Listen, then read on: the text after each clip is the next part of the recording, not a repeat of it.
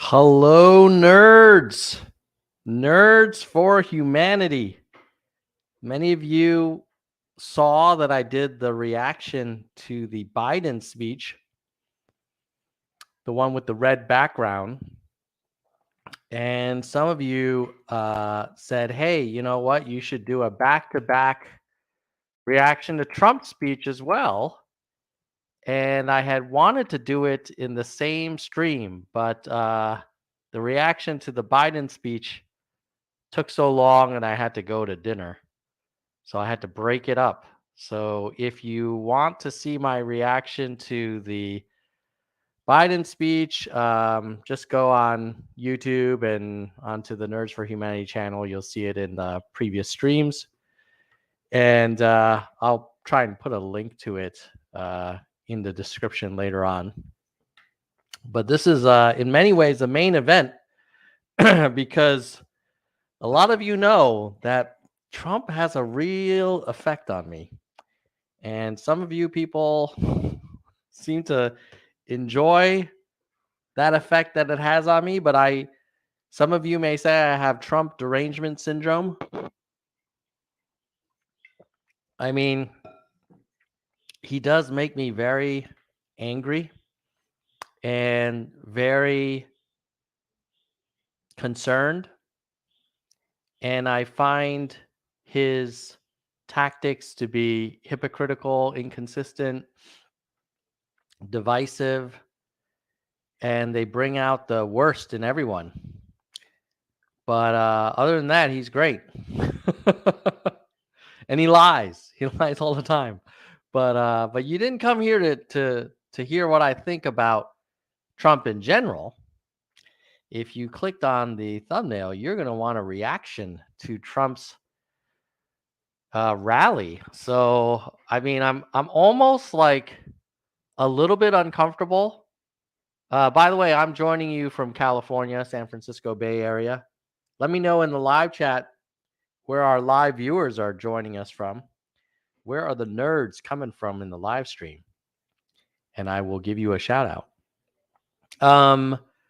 But yeah, I'm a little bit uncomfortable because I know he really gets me worked up. But you know what? The show must go on, right, nerds? So here we go. Oh God, let's bring up this piece of work. I'm already pissed off at him. All right, here we go. God help me. So are we really gonna do this? Oh man. Here it is. This is him at the Dr. Oz rally in Pennsylvania on September 3rd. I don't think he's given another speech since then. Chris is from Georgia. Hey, Chris. Good evening. We actually had Lacey Delane on the show. She's in Atlanta earlier today. Luke Kwong is from OHIO. Love it. Love it. Love it. Love it. All right. So, yeah, we're going to do this. So let's get it started. And if you want to put some more stuff in the chat, I'll take breaks from time to time for the reaction. Oh, God. You ready? You ready, nerds? You ready to be exposed to this? What I'm only guessing is a bunch of malarkey, but let's see.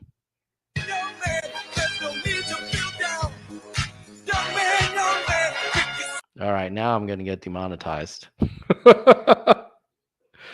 I mean, you got like it is interesting that they chose the Village People for the pre-rally music because you wouldn't think the MAGA culture is super like pro Village People, and I wonder like is it sort of like kind of in your face appropriation, or do they know that like the Village People, are pretty how would you describe it? I mean, they are probably more aligned with either the libertarians or the Democrats than like your traditional MAGA kind of crowd. I mean, like, I don't know, like if the MAGA folks encountered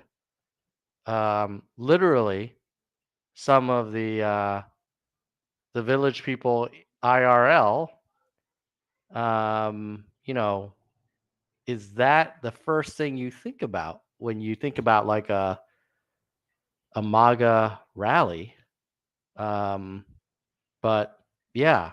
Anyway, let's. I just find it strange that they play the village people.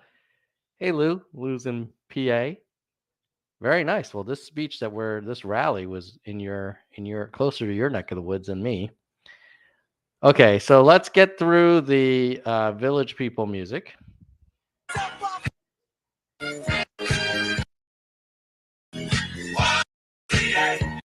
They do seem to enjoy it.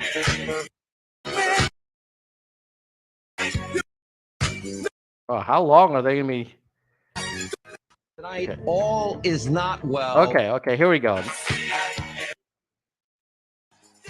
Okay, so the music is now cutting off, and they're about to get in, and I saw a little bit of this before. It's really interesting. They start to play audio of Sean Hannity, who's like the patron saint of MAGA, and it's kind of this eerie voiceover. So let's hear Saint Hannity speak truth to the Orange Nation.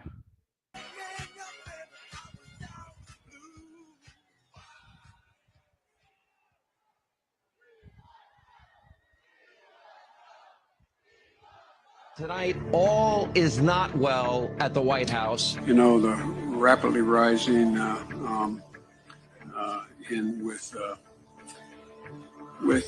don't know. Inflation record levels. Businesses, they can't find employees. Martin Moylan, and we got great labor leaders here too. A southern border, well, that's an unmitigated disaster. Violent crime is rising in almost every major city in this country. I was going to Russia is hacking critical supply lines. All right, this is, basically the dark, the sky is falling. Everything is the favorite term is unmitigated disaster, and then you have these clips of Biden misspeaking. Yeah, it's a pretty dark montage. Now remember that this is part 2 of a video where Nikki Haley and Sean Hannity and all the sort of Trump world media were talking about how Biden's speech was so divisive and so polarizing, and it was designed to split the country apart. And this is how they warm people up for the Trump speech, which is YMCA, which is just out there, and then this sort of like dark end of the world, kind of end of times montage. Each and every month, China is openly now threatening the United States. True international effort to pressure. There's, there to be, beginning. Now, this administration is unraveling. Yeah, now it'll be interesting if in this montage they have anything about Russia invading its western neighbor and destabilizing all of Europe. I'm thinking no. I'm thinking you're going to hear we heard some references to China, but I don't know. For some reason in MAGA rallies, like you're not allowed to criticize Russia. Far faster than we even expected. I don't know. Ladies and gentlemen, please welcome the 45th President of the United States. Oh, no. Oh, my God. He's going to come out of that tent, isn't he? Well, let's just see it. God help us. President Donald J. Trump. Oh.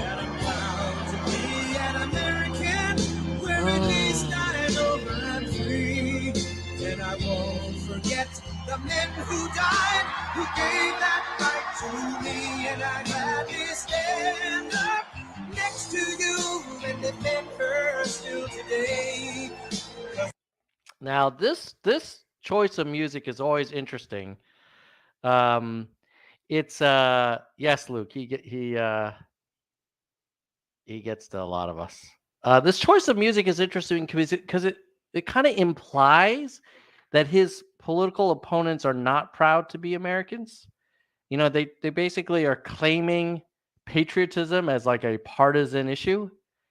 And it used to be like, hey, look, we're all Americans. We all have different views on how best to make the country, as great as it can be. But somehow it's like, no, we're gonna play this music. It's sort of like the chanting of USA. It's like, what are you talking about? Your opponent is not from another country.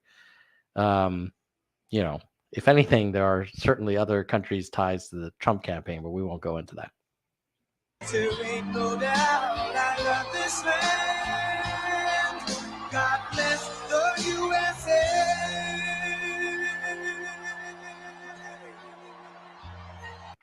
I will say, I think he looks pretty good. I think they did a good job, and he's held up pretty well. So in fairness, he's looking good.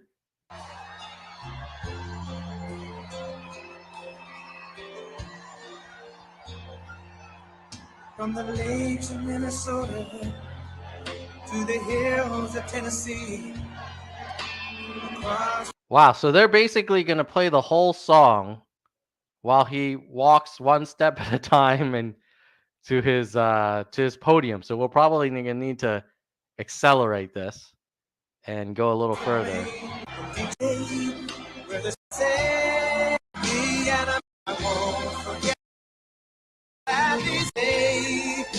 There ain't no doubt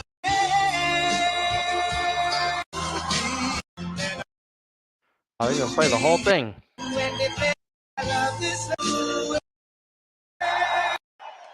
All right, here we go. It looks like the new slogan is Save America. And let's see what he says.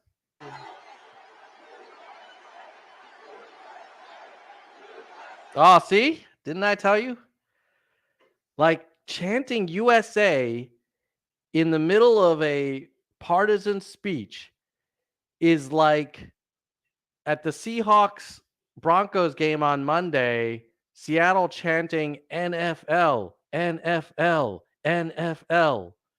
And it's like, what are you talking about? The Broncos are in the NFL too. Jonathan Lombrano, you're the one who asked me to do the reaction to the Trump speech. So thank you for coming on to the live stream, my friend. All right. Here we go. So hopefully they'll let him speak.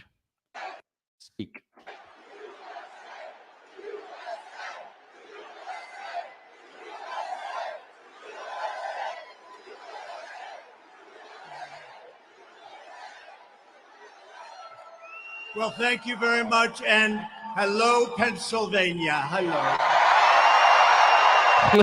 He loves it. He loves it, man. Oh, Jonathan's like, this is really, bro speaks for 2 hours. What do you want, Brandon? Okay. One of the nerdlings wants to say hi. You can come in and say nerds. hello. Brandon says hi. All right.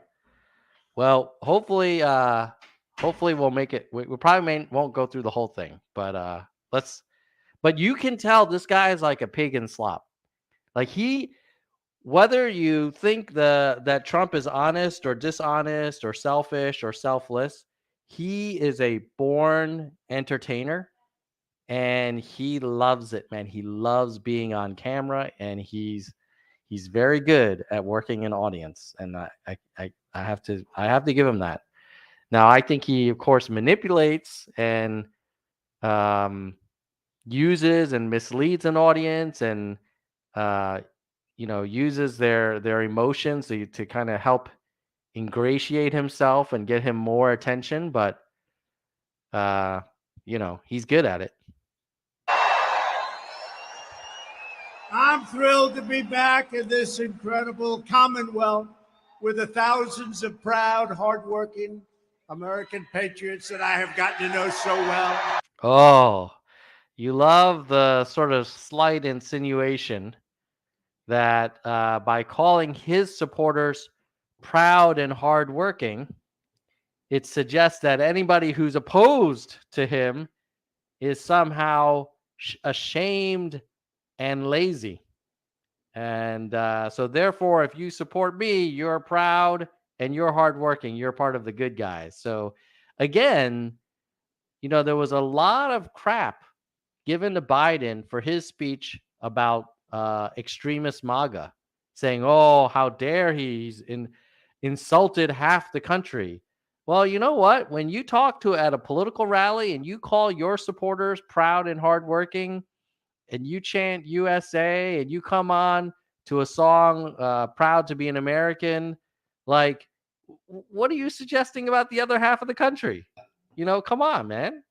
You want to? It's like the pot calling the kettle black. Like you're saying this is somehow a unifying speech.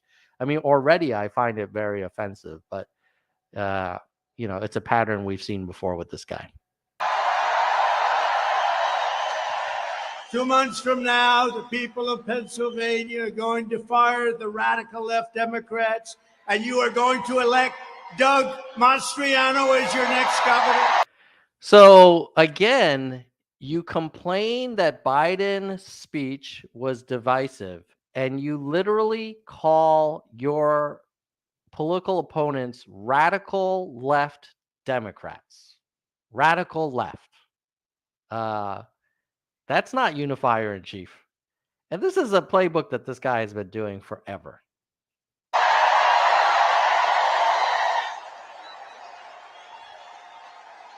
And you are going to send my friend Oz. He is a great guy. To the U.S. Senate, you're going to elect an amazing slate of true America First Republicans to Congress, and we are going to... The guy is a branding genius. Again, by saying America First, you're again making it seem like everybody that isn't supporting you or is opposed to you somehow wants to put America second or last.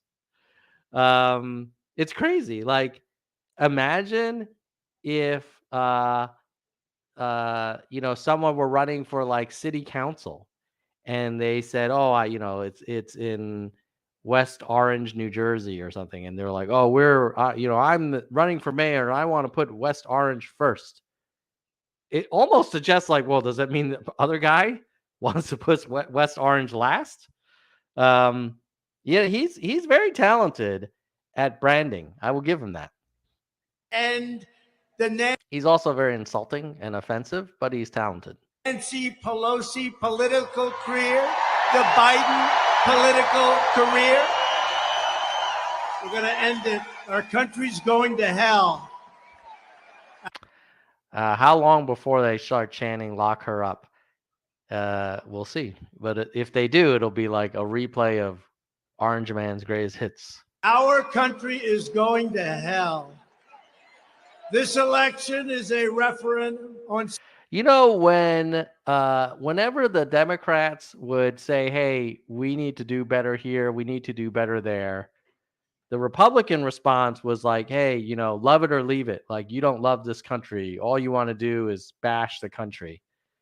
And then the leader of the MAGA movement constantly, how many times has he said our country is going to hell? It's like, really? Our country is not going to hell. Like, it is a very strong country. It will be here long after you're gone. And if anything, like, it survived you.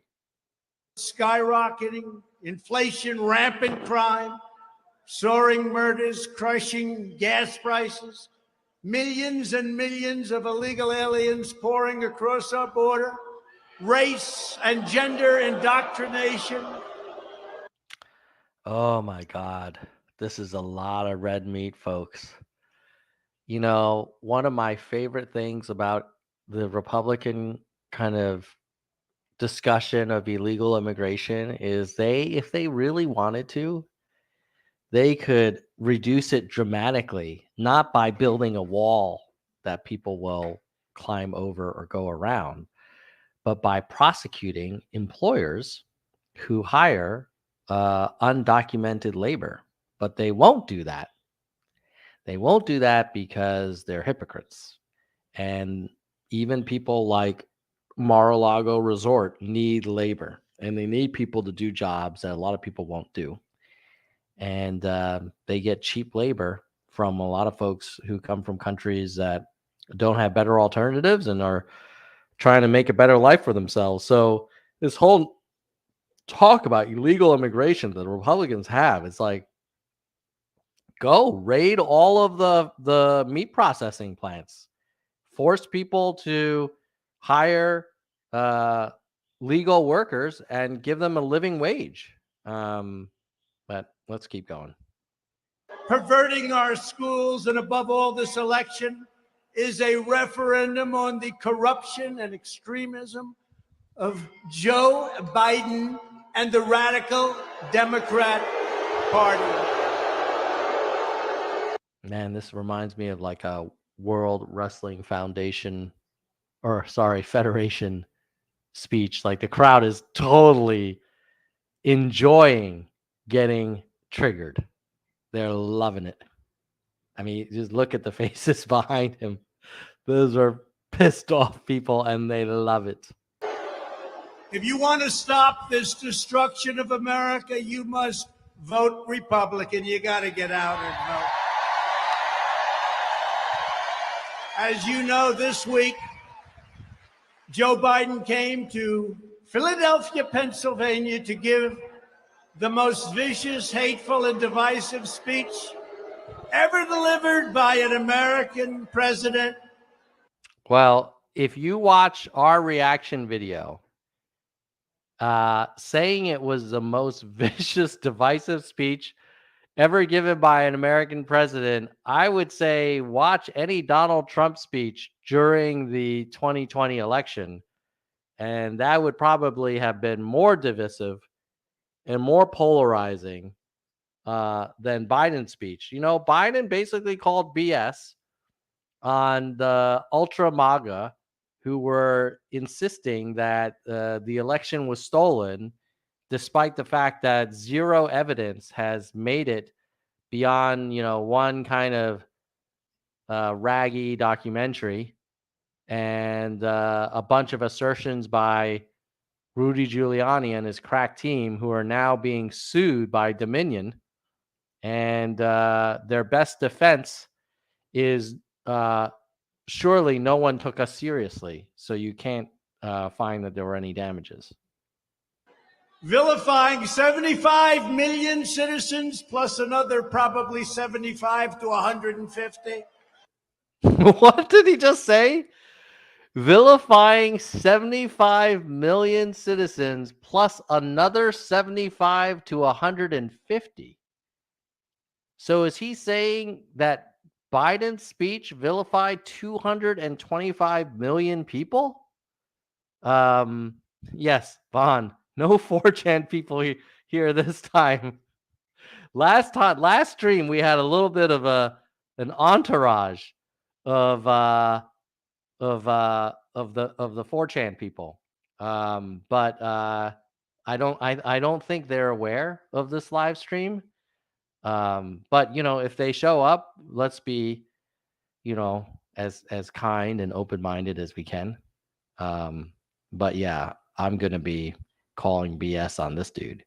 So yeah, just remember, for those of you who actually watched the Biden speech, ask yourself, did he really demonize 225 million people? Because that's what this man just told you. And the sad fact is that most people don't watch and will not watch and did not watch Biden's speech. So they're just going to take the narrative that's kind of delivered to them, and they must be like, my God, this guy with the red background insulted and demonized 225 million people. How does he even come up with these numbers? Like, where does he get them? If we want to be accurate about it, as threats to democracy and as enemies of the state. You're all enemies of the state. He's an enemy of the state. You want to know the truth? The enemy of the state is him and the group that control him, which is circling around him. Do this. All right. So he just told his followers.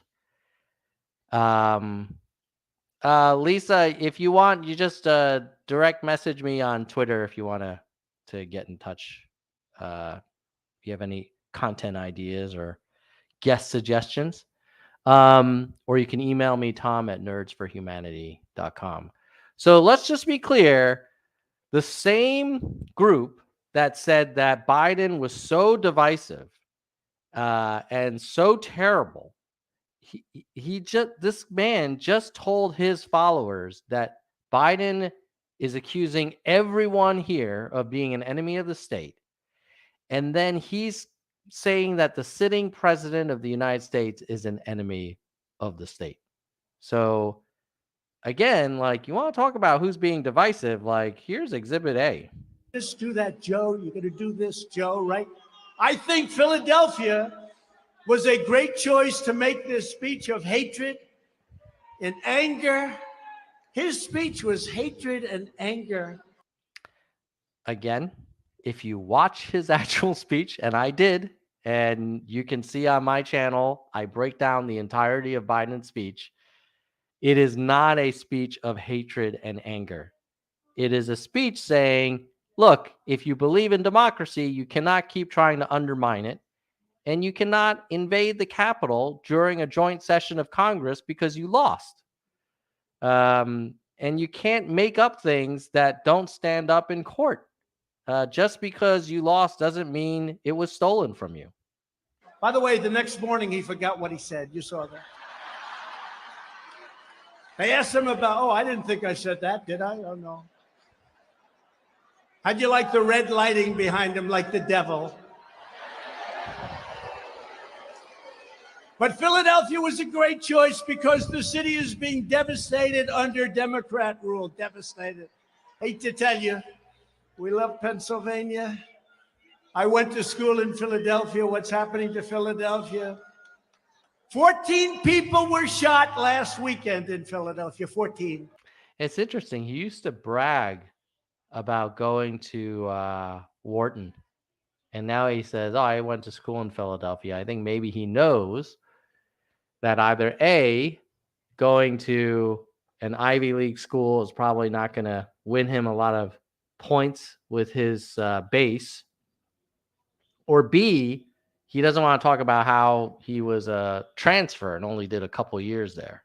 I think he really went to Fordham, which is a fine place.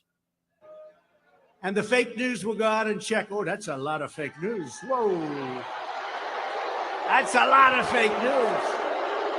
Oh, now he's going to say, and look at them. They're over there, all that fake news. And then the WWF crowd's like, well, you know, the who are some of the villains in WWF? Like the Iron Sheik,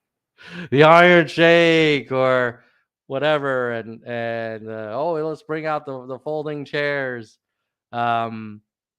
Pretty soon he's going to say, they're not going to show the size of this crowd because they don't want to see they want to show how popular I am, or some crap like that. Wow.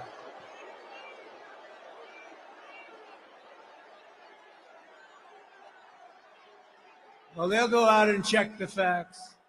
4 people were killed last weekend. At one point last month, 7 people were shot in the span of just 71 minutes. Philadelphia.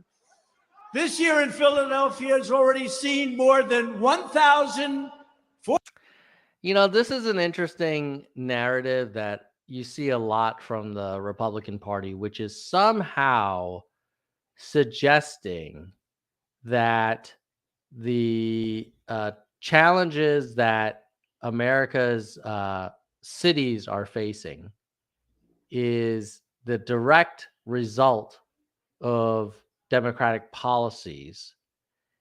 There is another explanation, which is that these cities are encountering challenges because of massive economic inequality, lack of education, healthcare, mental health, um, effective and fair policing, preventative kind of policies, you know, and so this notion that like basically the assertion is, oh, Philadelphia is a mess, Chicago, parts of Chicago are a mess, and if you elect the Democrats, the whole country is going to turn into that. And many of us live in blue states that are not in these kind of city areas, and it's quite nice. And there's definitely not, a shooting every 7 minutes. Um, and if there were a Republican uh, mayor for all these cities, I'm not sure that things would suddenly turn around and be that different. Now you're probably thinking of New York, where, in fairness, Rudy Giuliani did a pretty good job. But he probably took away a lot of constitutional rights and crossed some lines there to do it. So it's more complicated than that, but it's a very convenient argument. Like, oh, these radical left Democrats are going to try and turn America into Philadelphia or the worst parts of Chicago. And it's just a kind of a simplistic argument, but it works really well with his base. 400 people shot, including numerous beautiful little children. One thing that he isn't talking about is something like the opioid crisis, which has really done a job on both our cities and our rural areas.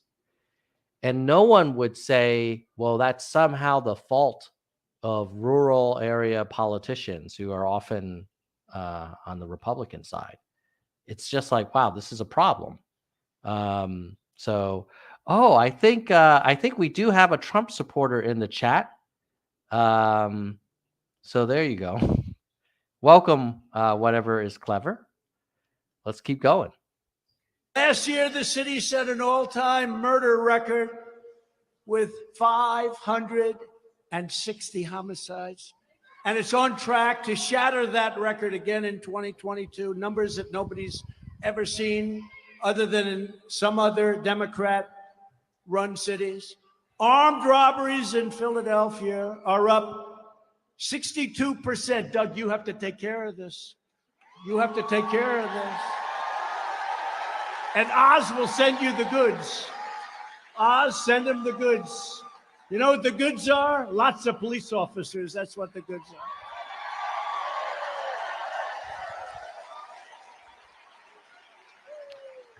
He likes to talk about the shootings in the cities. But, the reality is that the leading cause of death in the U.S., let's see if we can pick that up here. Top 10 causes of death in America. Okay, what are they?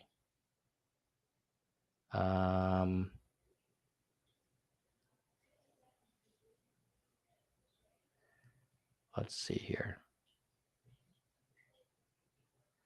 So he talked about shootings every so and so in certain cities.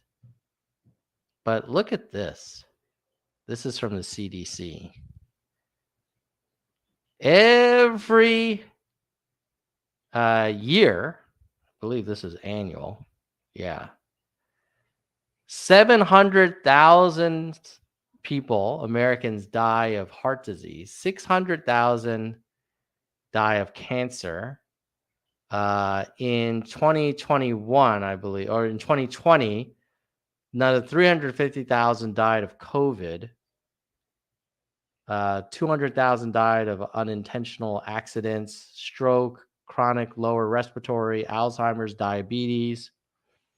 If you really want to talk about what are the biggest dangers to people, it's probably heart disease, obesity,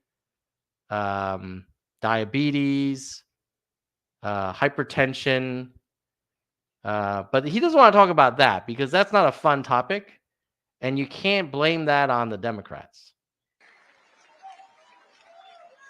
But I'm pretty sure more people die of heart disease than are shot in cities.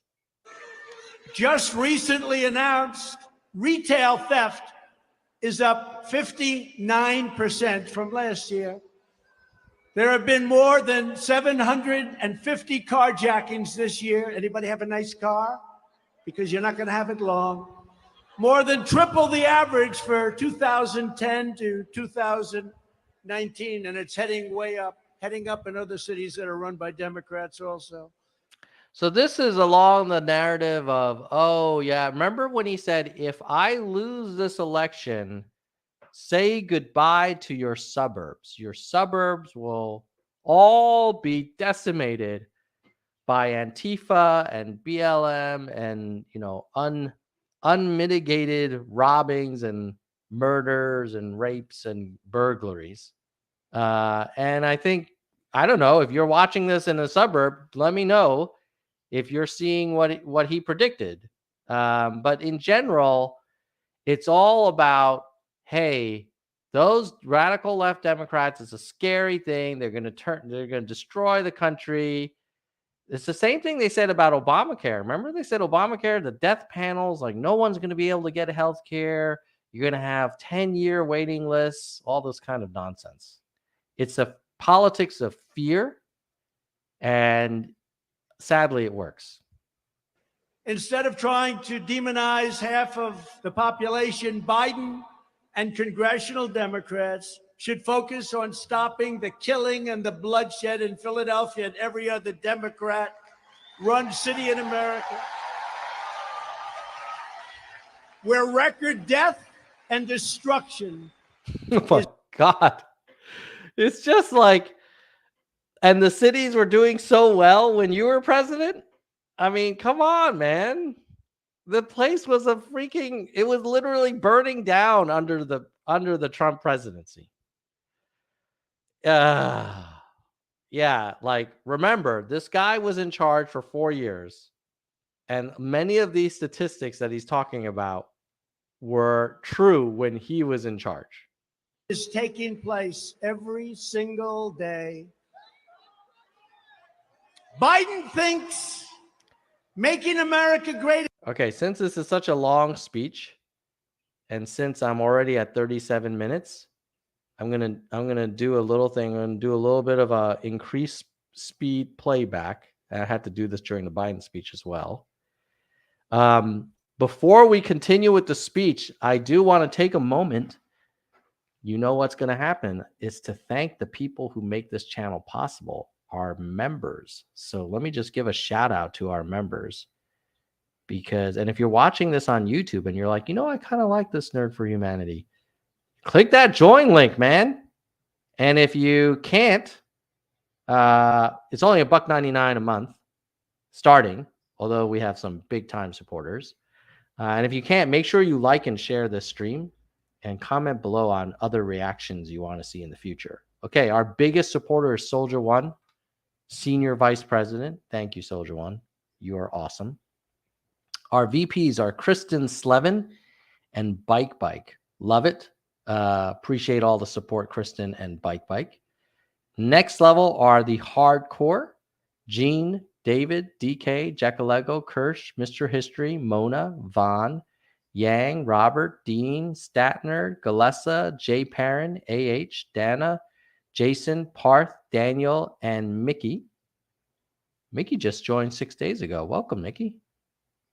And then at our verified level, which is only $1.99, we have Lisa, Albert, Brandon, Erez, Sophia, Doris, Emerald, Ben, Rasta, James, Emma, Elizabeth, Ira, Shoni, Jameson, Dr. William, Heron, Arden, Zemery, Mai, Brittany, Warren, Juana, Lucky, Kevin, Nell, Toby, Jeremy, David, Nicholas, and Mike. And overall, our newest nerds to join at the channel membership are, somebody just joined today. Aurora Borealis, welcome. Welcome, Aurora. Mickey just joined 6 days ago, and then Mike 8 days ago, and then David and Nicholas just about a couple weeks ago. So thank you, thank you, thank you. Oh yeah, dude, Aurora Borealis just joined like minutes ago. Dude, I got to give cowbell for someone that joins during a live stream. Love it. Thank you, Aurora. All right, let's get on with the orange, dude. Oh, I feel like I have to like literally put on latex gloves when I hit the play button and listen to this man speak. God help us. God help us all. Again is bad for our country. Do you believe it? That was in his speech. MAGA. MAGA, he says we got to stop MAGA. That's when I defined it because I don't think he knows what it meant. It means make America great again. We have to stop it. Stop MAGA. Stop make America great again. Oh, I love it. You know, he's a tricky guy. So he's basically saying, hey, if Biden is against extremist MAGA, but I frame it as he's against anyone who voted for me, Biden is against America. I mean, like the kind of clever, like feats of leaps of faith that this man takes. Like, does anybody here really think? I mean, seriously, we're talking about Joe Biden. Is he old? Yes. Does he speak inartfully? Yes. Does he like hug too much? Absolutely. But is he somehow anti-American? Joe freaking Biden? Come on. Like Trump grew up and like admired Manhattan, right? He wanted to be part of the inner circle of New York real estate development. And Biden grew up in Pennsylvania and Delaware. Like, come on. Like, are we really going to sit here and say that Biden is anti-American? Like, seriously? Where are you coming up with this? Yeah. He thinks making America great again is a threat to our country. No, making America great again is great for our country. So now, whatever is clear is saying, no, Biden is against America. He's never been on the right side of any issue ever. Well, look, that's different. That's a different argument. You're saying, hey, he's wrong on many, many issues. Okay, you can, that's a position you could take. But what Trump is saying is a much more simple argument, which is Biden is against making America great. Not that Biden is wrong on many political issues. And why wouldn't he say that? Because it's not going to get the crowd fired up to say that Biden's wrong on every issue. It's much more exciting and drives your emotions up and gets you pissed off to say, you know, this Joe Biden is against America, right? Ooh, now you can cheer. You can raise your Save America sign. Huh? There's only one party that's waging war on American democracy by censoring free speech, criminalizing dissent. You see that happening, disarming law-abiding citizens. Now, at what point do you think he's going to start talking about how they're coming for your pronouns? I'm thinking at some point he's going to hit that because that's a favorite kind of discussion now. And I know it is because my MAGA brother was asking me the other day, like, oh, are you worried about them coming after our pronouns? And I was like, no, I'm not. Issuing lawless mandates and unconstitutional orders, imprisoning political protesters. That's what they're doing. Rigging elections. Imprisoning political protesters? You mean the people who invaded and violently overran the Capitol? Seriously? Now they're... So first, they were peaceful tourists. Then they were Antifa and BLM. And now it's their peaceful protesters. Got it. Piece of work. weaponizing the Justice Department and the FBI like never, ever before, and raiding and breaking into the homes of their political opponents. I wonder who that could be.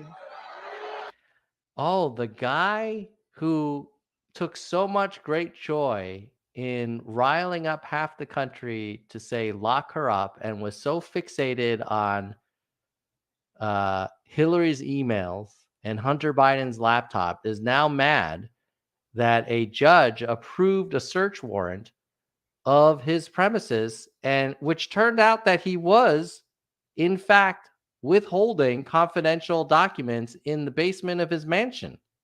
So like, welcome to America, man. Like, that's what happens. You break the law enforcement can get a warrant, and if a judge says it's okay, then they can search your premises because you have been withholding, in many cases, top secret documentation. It like right next to the croquet set in Florida.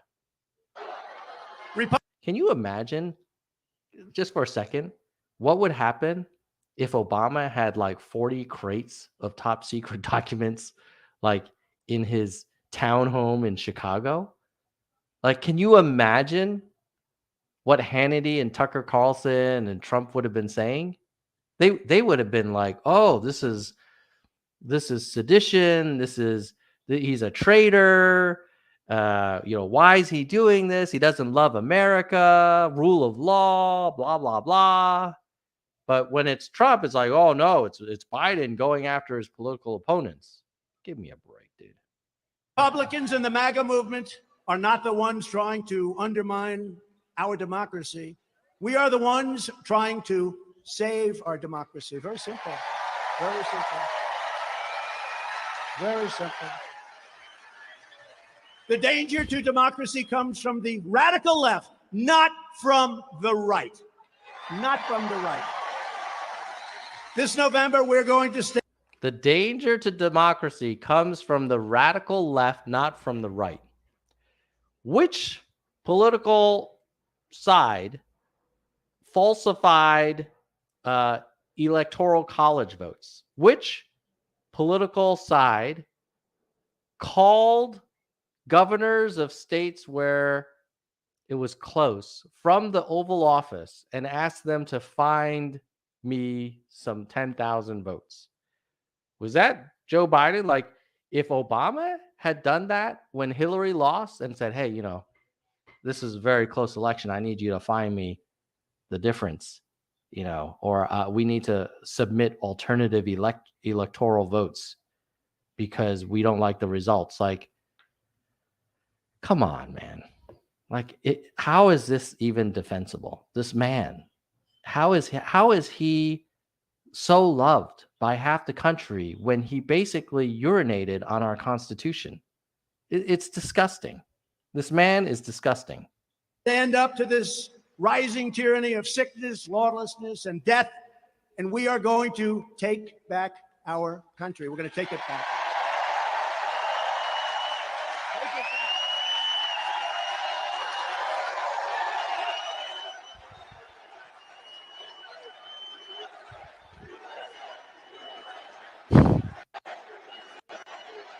NFL, NFL, NFL.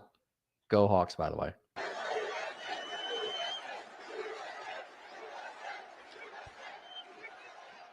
There could be no more vivid example of the very real threats from American freedom than just a few weeks ago. You saw it when we witnessed one of the most shocking abuses of power by any administration in American history. The shameful raid and break-in of my home, Mar-a-Lago, was a travesty of justice that made a mockery of America's laws, traditions, and principles before the entire world. The entire world was watching, and they're shocked. They're shocked. South American countries, numerous of them, their leaders said, "Could you imagine if that was ever done in our country, what the United States would be saying about us?" The Biden administration invaded the home of their chief political opponent, who is absolutely destroying him and everyone else in the polls. I hate to say it.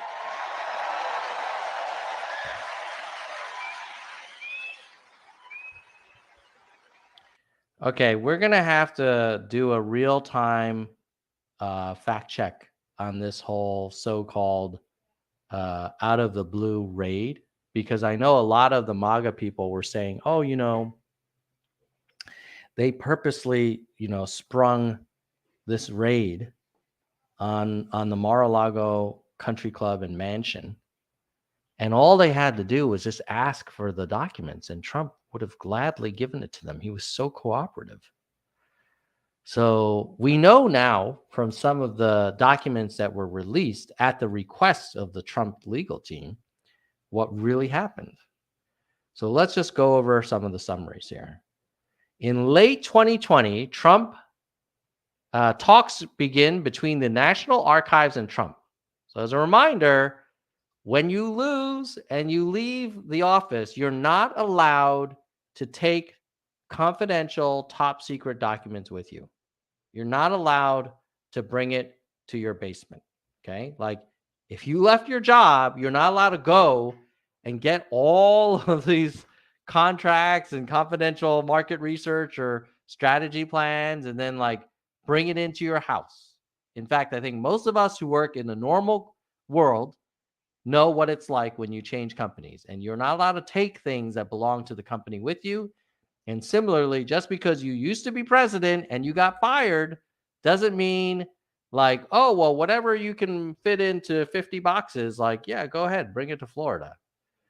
So the talks actually began in late 2020, and we're now, pretty much towards the end of 2022 for 2 years. Notes from conversations among staffers indicate there are discussions about material that Trump had been amassing and how to get it back. Mark Meadows, chief of staff, tells he will take care of it, according to people familiar, but it's unclear whether he even talks to Trump. Then in Jan of 2021, after he lost and got his butt kicked out of the White House, 2 moving trucks are spotted at Mar-a-Lago in Palm Beach, Florida. He leaves the White House from Mar-a-Lago on Jan 20. Photographs show boxes of material leaving with him, although those boxes are only a portion of what ultimately made it out there. In May 6, 2021, the National Archives General Counsel emails Mr. Trump's representatives saying that the government had discovered that the original correspondence with Kim Jong-un, North Korean leader, was missing. All right, so... And this is not like the library saying, hey, you haven't returned your copy of Mark Twain. This is freaking correspondence between heads of state, as was a letter that Barack Obama had left for Mr. Trump at the White House upon leaving office. So I think this is just sort of like this mentality of like, well, I'll just take whatever I can. It's mine. These are like souvenirs. Mr. Stern, sounding impatient, says that Cipollone identified 24 boxes of material that had been in the White House residence but were never transferred to the archives. So maybe it went from the White House residence right to the Mar-a-Lago residence. According to the affidavit, the archives continued to make such requests for months. Finally, in May 18th, Trump offers to return the letters from Kim Jong-un. They were sent by FedEx. Wait a minute. Mr. Gass sends Mr. Stern a note indicating that Trump will return correspondence with Un and asks how to proceed. Another archives official recommends that the letters be sent by FedEx, to which Trump aides object, and therefore the letters are not returned. He then displays them in the summer of 2021, waving them at people in his office where boxes of material from the White House are being stored. Mr. Meadows talks to Mr. Trump about the documents at the country club during a visit there. Mr. Trump's representative to archives are still engaged with the agency over unrelated records. Late 21, the archives officials warn of consequences. Like, look, you cannot keep taking this stuff. You got to give it back. Mr. Trump's advisors are concerned about who can go through the documents because appropriate clearances are needed to review the classified material, and it's not obvious what is in them.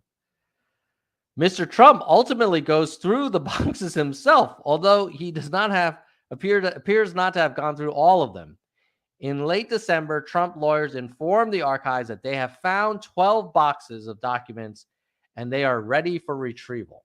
So basically, this is admission that they had stuff that they shouldn't have had, and they're saying it's only 12 boxes. So the archives get now it's 15 boxes. And according to Justice Department, appear to contain national defense information protected by the Espionage Act. Archives informs Justice, which asks President Biden to request that the archives provide the FBI with access. Later, when the Justice Department reviews, investors come to believe that they are not recovered everything that Mr. Trump must return. So it's basically Trump went through the boxes himself and said, hey, I've given you everything. And then they're like, well, I don't think you gave us everything. Jan 31, 2022. The archives publicly criticizes Trump's destruction of documents, noting that some of the records included paper records that had been torn up by the former president. About a week later, the archives issues another public statement about retrieving documents at Mar-a-Lago. This is in Jan of this year, not a month or two ago. This is like 6 months before the warrant and the search, asserting that Trump still has records. Then Feb, it refers the matter to the Justice Department. Then spring of 2022, grand jury is seated to look into the missing documents. By now, Trump has dug in his heels, insisting to his advisors he has returned everything and is unwilling to discuss the matter further. It's like it feels like he thinks he's talking to one of these vendors that he usually stiffs. He's like, no, I don't want to talk about it anymore. Then in April, the Justice Department tells Trump's lawyers they have found over 100 documents, 700 pages that have the potential damage resulting from apparent matter in which these materials were stored and transported, and take any necessary remedial steps. Trump scrambles to find lawyers to review the documents. May, a grand jury issues a subpoena. Trump receives a grand jury subpoena in May, people. So when he says that, this search came out of nowhere, I don't know what they wanted, it's bullshit. It is absolute bullshit. So don't believe the MAGA narrative that this just came out of nowhere and they just surprised him. It's such like he's trying to get sympathy, like he's some kind of victim. This guy has no respect for the rule of law, for process, for policy, and for propriety. The man basically acts like a king. Even including the Republicans, but we love the Republicans. On a phony pretext, getting permission from a highly political magistrate who they handpicked late in the evening, just days before the break-in, and trampled upon my rights and civil liberties as if our country that we love so much were a third world nation. We're like a third world nation.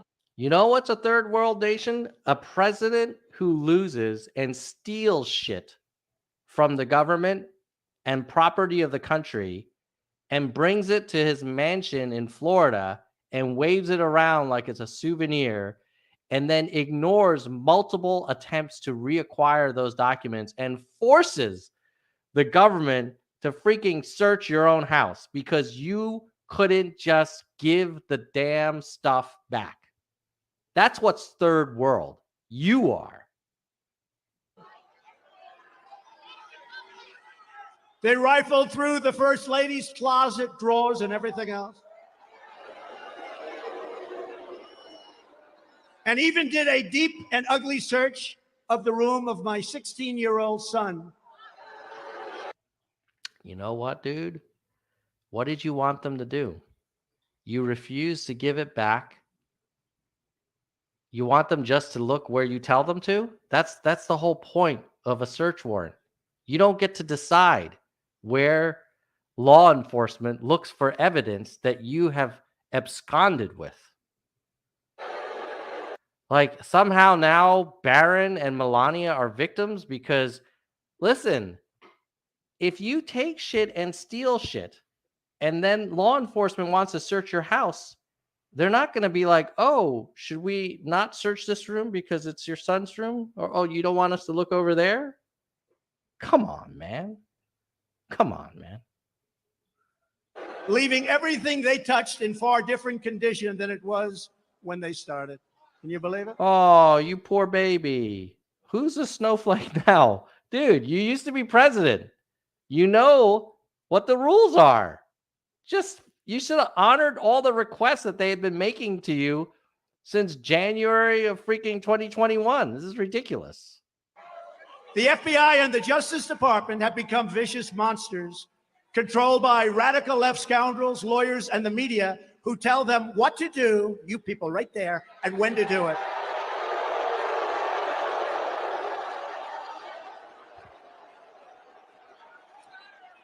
They're trying to silence me, and more importantly, they are trying to silence you, but we will not be. Oh, so somehow this raid, this execution of a search warrant because you on multiple occasions refused to give the confidential information back. You, the one who talked about how Hillary didn't know how to handle confidential information and you would restore faith and trust in the government. Now somehow this is an insult on all of the people in the audience? No, don't. This is on you, Donald. Don't try and bring your base into this so they'll like come and defend you. Nobody searched their houses because they didn't steal shit. Silenced, right?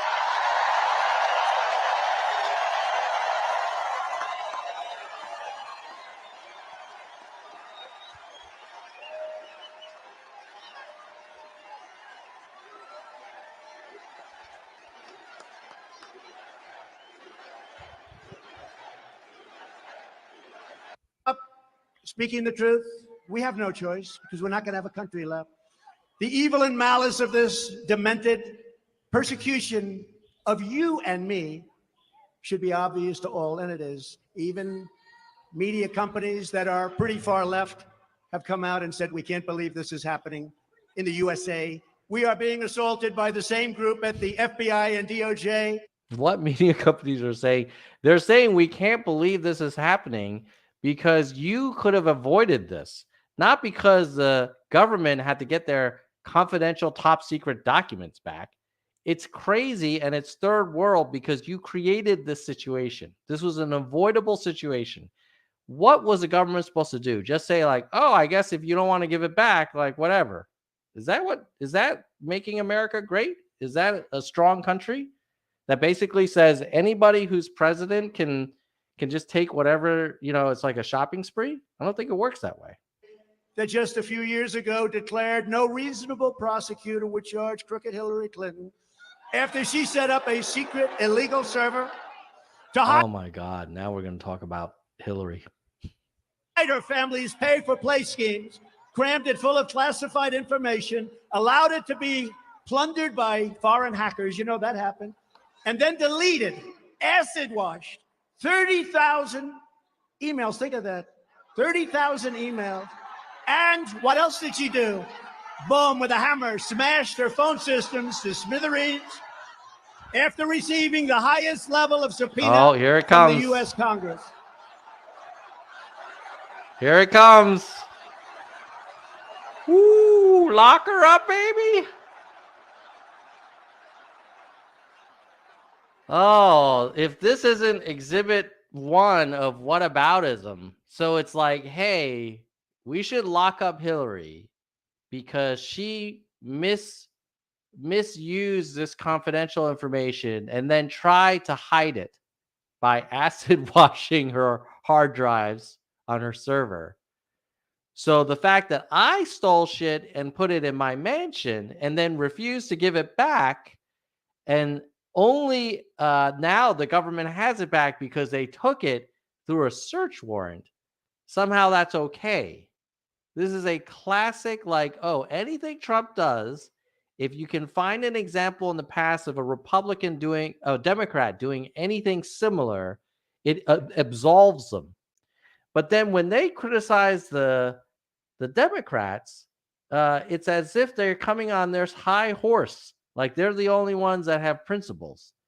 You got to pick. Like, you either are going to live with principles and have character and put your country first, or you're going to be a slimy politician and just kind of be a hypocrite. I think we know what Trump has chosen. Think of that. Think of that. Yet now these same people, the exact same people, are sending the FBI storming through the home of their number one political rival. It's a disgrace like possibly never before. Our country's never seen anything like it. They talk about documents not being properly stored, yet they go in and take documents, dump them on the floor, stage a photo shoot, and pretend that I had done it, like I had put them all over the floor. They took that back after a lot of prodding. Then they put out for public consumption a picture which is seen all over the world. This is what they do. It's called disinformation. These are very dishonest, sick people. Very dishonest people. Americans are sick of the lies, sick of the hoaxes and scams, and above all, sick of the hypocrisy. But our opponents have badly miscalculated. This egregious abuse of the law is going to produce a backlash, the likes of which nobody. Oh, Americans are sick of hypocrisy, huh? Let's do a little fact checking for a second. You want to be talking about hypocrisy. Let's see if we can find out what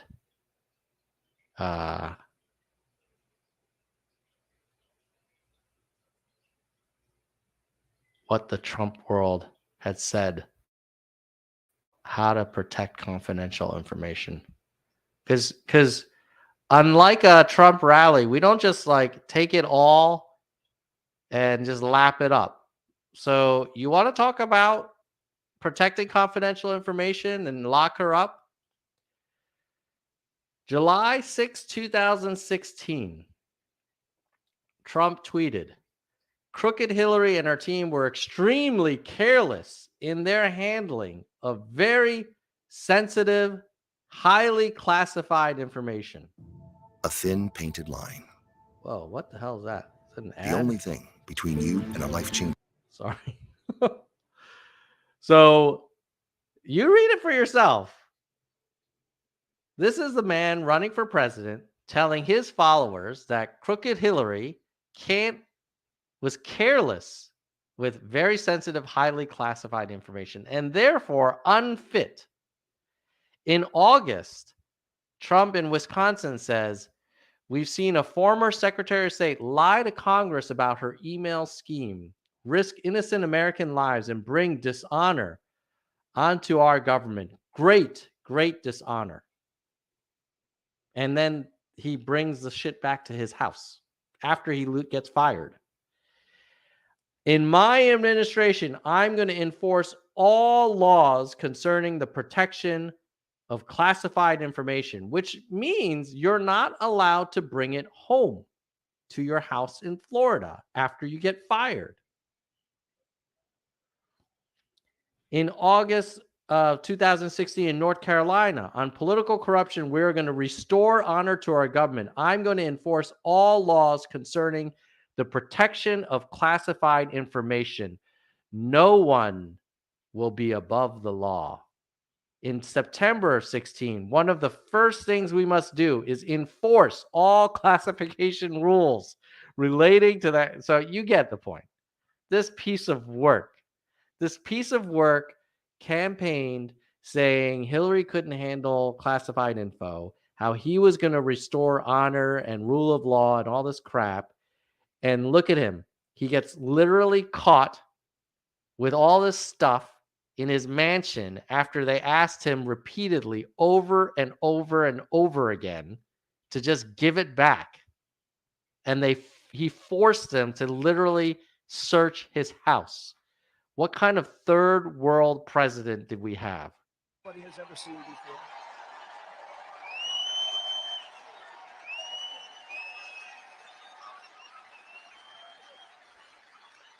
Before our very eyes, our beloved country is being taken over by the very people who turn democracies into dictatorships and into ultimately ruination. They think they can divide us, but they can't. They can't divide us. They can't divide us. No, you can, though. The MAGA movement is the greatest in the history of our country. The MAGA movement is the greatest movement in the history of our country. Not the movement to declare independence from England, not the movement to fight Nazi Germany in World War II, not the movement to bring civil rights to all Americans, but apparently the MAGA movement is the greatest movement, is better than all of those? Really?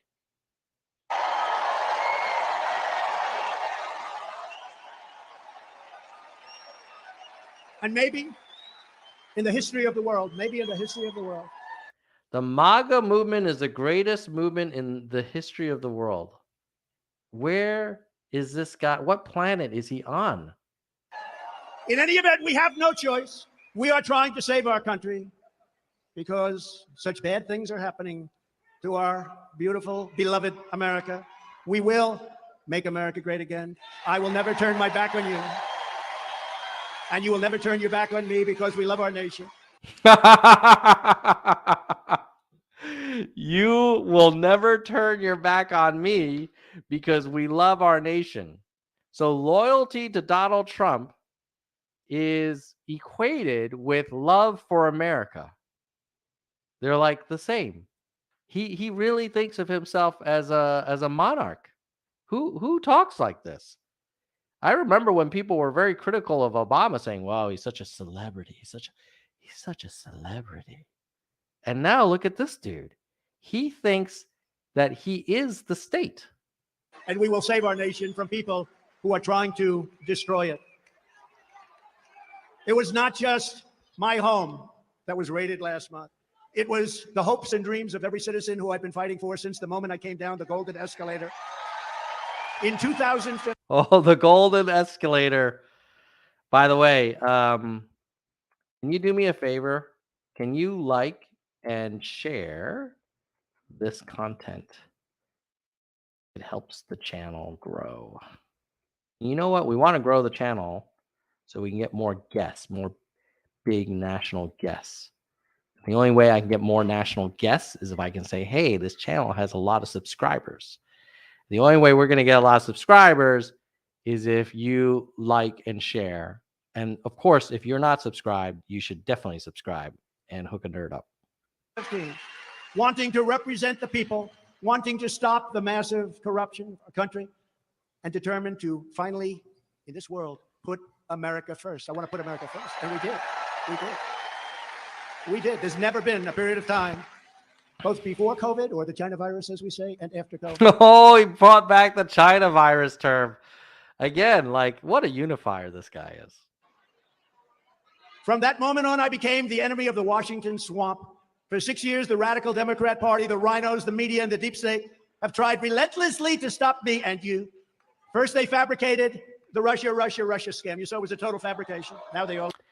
So I actually did a stream about this, but basically Marco Rubio and the Senate Intelligence Committee published a report that the Trump administration tried to bury, and it clearly articulated that Russia did try to influence the 2016 election, including members of the Trump campaign sharing campaign research with people associated with the Russian government. So you can say Russia, and make it sound like, oh, it's not a real thing. The same way people used to say, like, oh, climate change isn't real, drill baby drill. Priuses are for weak people. Let's roll coal. Nothing's wrong with the climate. Everything's fine. Remember, these are the same people that told you climate change is not real. Then we had impeachment hoax number 1, impeachment hoax number 2, and now these same exact people at Justice and the FBI, the same people. Impeachment hoax number 1 is basically this president, remember, the first Trump impeachment was about how this president found that he improperly tried to withhold defensive military aid from who? You remember? A little country called Ukraine. And the same way he tried to twist the arms of the governor of Georgia, saying, hey, I need 10,000 votes, he said to the president Zelensky of Ukraine, oh, I know you need this defensive weaponry, and I know you're afraid that Russia might invade you. I just need you to help me out and dig up some stuff on Joe Biden. And you're not really supposed to do that. You're not supposed to use foreign aid and military assets to get your own political dirt on your opponents. So let's just remember that first impeachment had a lot of relevance to what's going on with Russia now. And I know a lot of people said at the time, like, why are you worried about Ukraine? Russia will never invade Ukraine. Well, they kind of did 2 years later, but they did. So give me a break, man. Well, along with outside scum, are at it again with the horrific raid of. Now he's calling his opponents scum. Again, this is the same political movement that's talking about how, oh, Biden was so insulting and so divisive. This guy spews division. My home. They just go on, and they have to be stopped. We have to spend time on our country, not on defending ourselves against scams.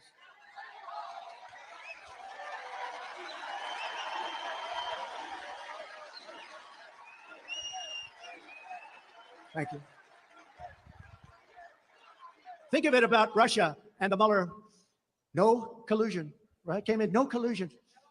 That was your decision after 2.5 years, no collusion. I could have told them that after the first hour, and they could have said that because they had the laptop from hell, which had everything, so they knew immediately. You know, he's really splitting hairs now, because if you read the Mueller report, it said that there were absolutely activities from the Russians to aid his campaign.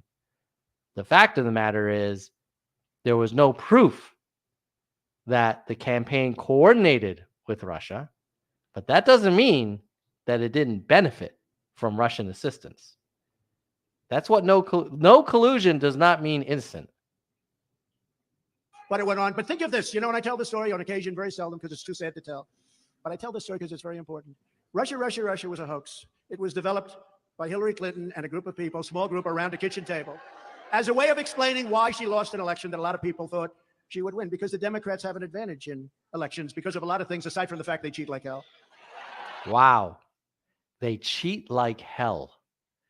Again, this is the same. Remember when Sean Hannity and Nikki Haley are talking about, wow, that Biden speech was so divisive. This man that we're looking at here is a former president of the United States, and he is the most likely nominee of the Republican Party for the president of the United States for the 2024 election. And he just said that half of the country and the opposing political party cheats like hell. Democrats have an advantage in elections because of a lot of things, aside from the fact they cheat like hell. But who's divisive now? So when they lost, Hillary Clinton and her people and guys like Adam Shifty Schiff, Watermelon Head. He's a watermelon head. But no dummy. But think of this. Think how bad they are. Think how evil they are. You're all fathers and your mothers and your children of great people, and all of the people are represented here. Think how bad they are. They make up a story that's false. It's now been admitted to be false. The FBI is the last one to tell us that. But it's now admitted, even in the newspapers, even by the people back there. They will not fight it. They make up. Now think of this. So they make up a story about Russia. Why is the guy facing the other direction in the background, the Bikers for Trump guy? That is just. Oh no! Conservative Juggalo podcast is unsubbing from this divisive channel. We're so sorry, man. That sucks. Well, hopefully, someone who's watching this now who isn't sub, please sub to offset the unsub, because we definitely don't want to have a reduction in audience. But we also respect conservative Juggalo's right to unsub from whatever he wants. Just so you know, I was tougher in Russia than any president before. I'm the one that stopped Nord Stream 2, the pipeline. I'm the one that did the big sanctions.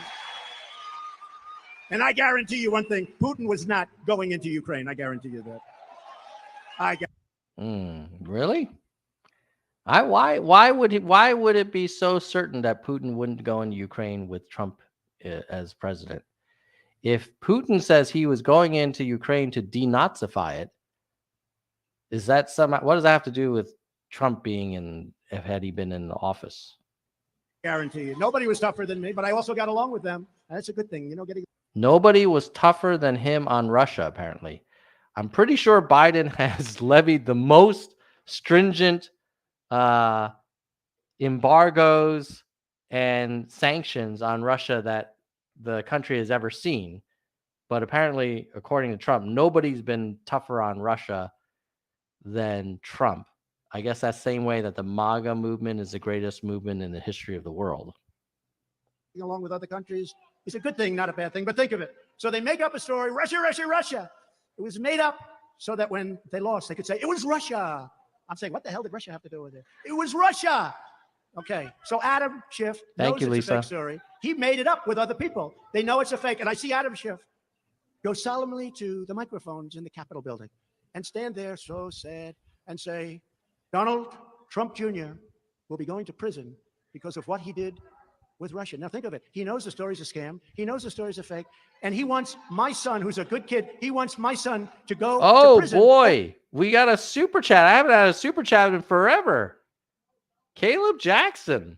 Dude, where's the cowbell? Woo!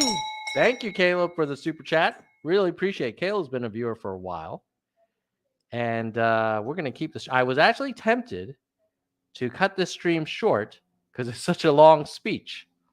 But because Caleb and the rest of you are still hanging in with me, we're gonna keep this going. Thank you, Caleb. Appreciate it, man. For something that they made up, that they know is a phony story and has now been, as they say, fully debunked. In other words, it was and he's standing before microphones with many of those people standing there, and they can't get enough, saying that my son is going to prison. And I then call my son, I say, oh, your poor son, Don Jr. Oh, Caleb is asking for the data gong. All right, my friend. Ask and you shall receive. Okay, let's cleanse ourselves of this orange, just lying sack of crap.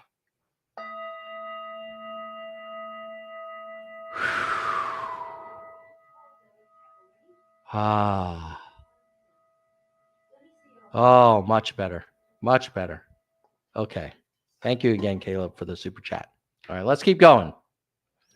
I think this is the part where Donald is saying, oh, my poor son, innocent Don Jr., is getting criticized because he's such a piece of work. hey, Donnie, He's such a lovely guy. you okay? What's going on? What's going on? Think of this if you're a parent. Think of it. My son's going to prison on something that they made, which is a total hoax. These are bad people. They're trying to destroy our country. Your son, if he went to prison, would have gone because he would have been found guilty in a court. That's how it works in America. Okay? You should read the Constitution and learn about how the court system works. And we can't let it Not like you were president. go on any longer because we have too much work to do.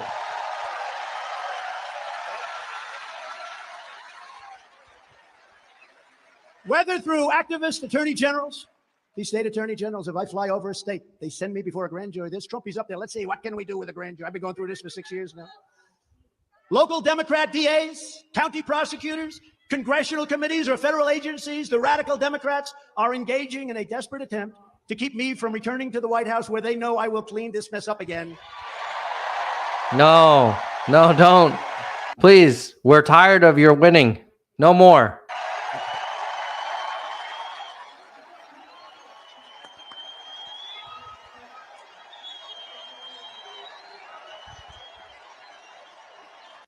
All right. Wait a minute. Edward Kenway asked a question. Can someone help me see what good Biden has done?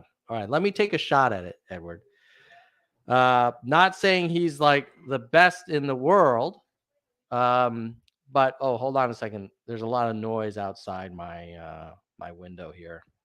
Not saying Biden's the best of the world, but let me name a few things. The first would be one of the largest infrastructure bills in the history of the country. The second one, Lisa is a new member. Welcome, Lisa. Welcome, welcome. Wow, what a great stream. You guys are helping support more nerd content in the future. Just so you know, none of the money I pocketed and make huge profits. This is really just defrays the cost of some of the software we need to produce and host the content. Now, we get back to Edward. So infrastructure bill, veterans health bill, cap on Medicare pharmaceutical spending, chips, domestic manufacturing of chips, of computer chips, complete pullout from Afghanistan. Yeah, it was messy, but at least we're not there anymore. I think, and then also rapid deployment of the COVID vaccinations, which now has gotten us to a little bit of a semi-normal world. So Lisa saying should have been Yang. Yeah, I know. All right. So at any rate, those are some of the things, Edward, that I believe Biden has done. You can agree or disagree on whether you like them, but he did those things.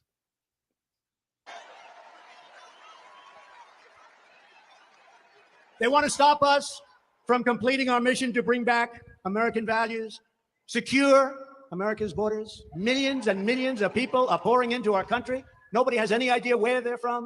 You know what, dude? Again, if you really didn't want the millions and millions of people to come into the country undocumented, you could have gone after the companies that benefit from low-cost undocumented labor, but you wouldn't do that because that would implicate a lot of your big donor supporters. Last month, 129 countries were represented. They're emptying their prisons into the United States of America. They know we'll continue to fix America's trade deals, continue to lower taxes. Nobody gave tax decreases like Trump, bigger than the Reagan cuts, and lower regulations that created all of those jobs, defend and protect our police and our military. We have to protect our police. You know, our police want to protect us. They're stymied from doing it. This is from the guy that was saying defund the FBI. We have to protect our police.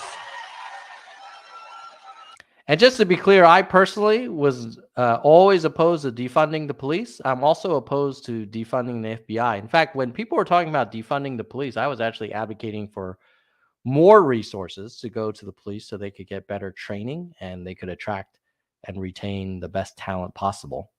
But, you know, it's sad that we politicize law enforcement. They know we're going to reclaim our energy independence. We're going to save our Second Amendment, which is under siege. We build our manufacturing base just like I was doing. In other words, they know that we're going to make America great again. You know, we had a different saying because after we did so well, we were all set. And we had a statement, remember, keep America. Oh, couple of Trump folks in the chat. Your Hudson Valley realtor is saying, I love your Yang coverage. The TDS is quite evident and a bit hard to take. Well, you know, I'll tell you what. It is evident. I don't hide it. A sitting president tried to stay in office after he lost. Just let that sink in for a minute. A sitting president of the United States of America attempted to remain in office after all of the states certified that he had lost. A sitting president tried to remain in office after losing a re-election campaign and went to great lengths to do so. and even encouraged a mob of people to attack the Capitol during a joint session of Congress, and now has been withholding top secret confidential documents in his private residence. So, yes, I find it deplorable and disgusting. And you're right. I don't like any of that activity. And I find it sad, just truly sad. And what's even more sad is that so much of the country still defends this man.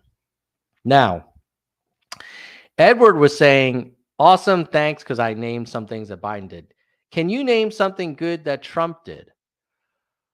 Yes, I think he did a good job providing funding, not to Pfizer, but to Moderna, to accelerate the development of the first vaccine. I also think he was right to draw down our troop levels in Afghanistan. I wish he could have gotten the job done and got us completely out of there, but I think he moved the numbers in the right direction. I think he was right to try and play a little more hardball with China on trade. I think that's appropriate. What else did Trump do that was good? I think that's it, because the whole trying to overturn an election thing is kind of a big deal with me. The whole weird relationship with Russia is weird and disconcerting. I think withholding military aid from another country in exchange for trying to get oppo research on your political opponent while you're in office is kind of weird. Hiring and firing people like every other week is just very dysfunctional. And he lies a lot. But I'm sorry, you asked me good things he did. So I think I listed some of them. I think warp speed was good. Oh, also a bad thing, though, was trying to minimize COVID and saying it was just a hoax and that it would go away. No one would talk about COVID the day after the election. Remember, he promised his followers in rallies like this. He said, mark my words, the day after the election, you'll never hear about COVID again. Remember? And then we had Omicron. So, okay, let's see. Let's keep going. Great. But after they destroyed it, I'd love to use it. But I must say, there's nothing like MAGA. You agree? I don't know, Doug. I don't know. CAG wasn't the same as MAGA. CAG. Keep America great. The problem. So, Luke, TDS is Trump derangement syndrome. So, there's a very common refrain. I think the other one, the way they describe it is orange man bad. That anyone who is critical of Trump is simply so, emotional about him that there's nothing that he can do that's right. And, I actually think he did some things right and he did some things incredibly wrong. And if Obama had done those things, or if Hillary were president and done the things that Trump did, I'm pretty sure people on Fox and OAN would be pretty pissed about it. The problem I had, though, wasn't the fact that CAG can't compete with MAGA. The real problem I had that we can't use the word keep America great because they've destroyed our country. So we can't keep it great because it's not great right now. Our country is a laughingstock. Our leaders are a laughingstock. We just sent another $13 billion to Ukraine. That gets us close to $80 billion. Yeah, I agree. If Trump, people are like, "Oh, why you keep talking about Trump? Why won't you guys just move on?" It's like we can't, because he's your freaking nominee for 2024. Don't you think we would love to not talk about Trump? But he's literally giving a political speech, and this is like 2 weeks ago. He's not retired. If he were just playing golf, like he did when he was president, but just full time, I'd be delighted. I'd be like, well, he sucked as a president, but thank God, we can focus on DeSantis or we can focus on whoever. But the man isn't going away. He can't, because he can't accept that he got his ass kicked and he lost. And so now he has to drag us through another campaign And God knows what he's going to tell his followers to do when he loses again.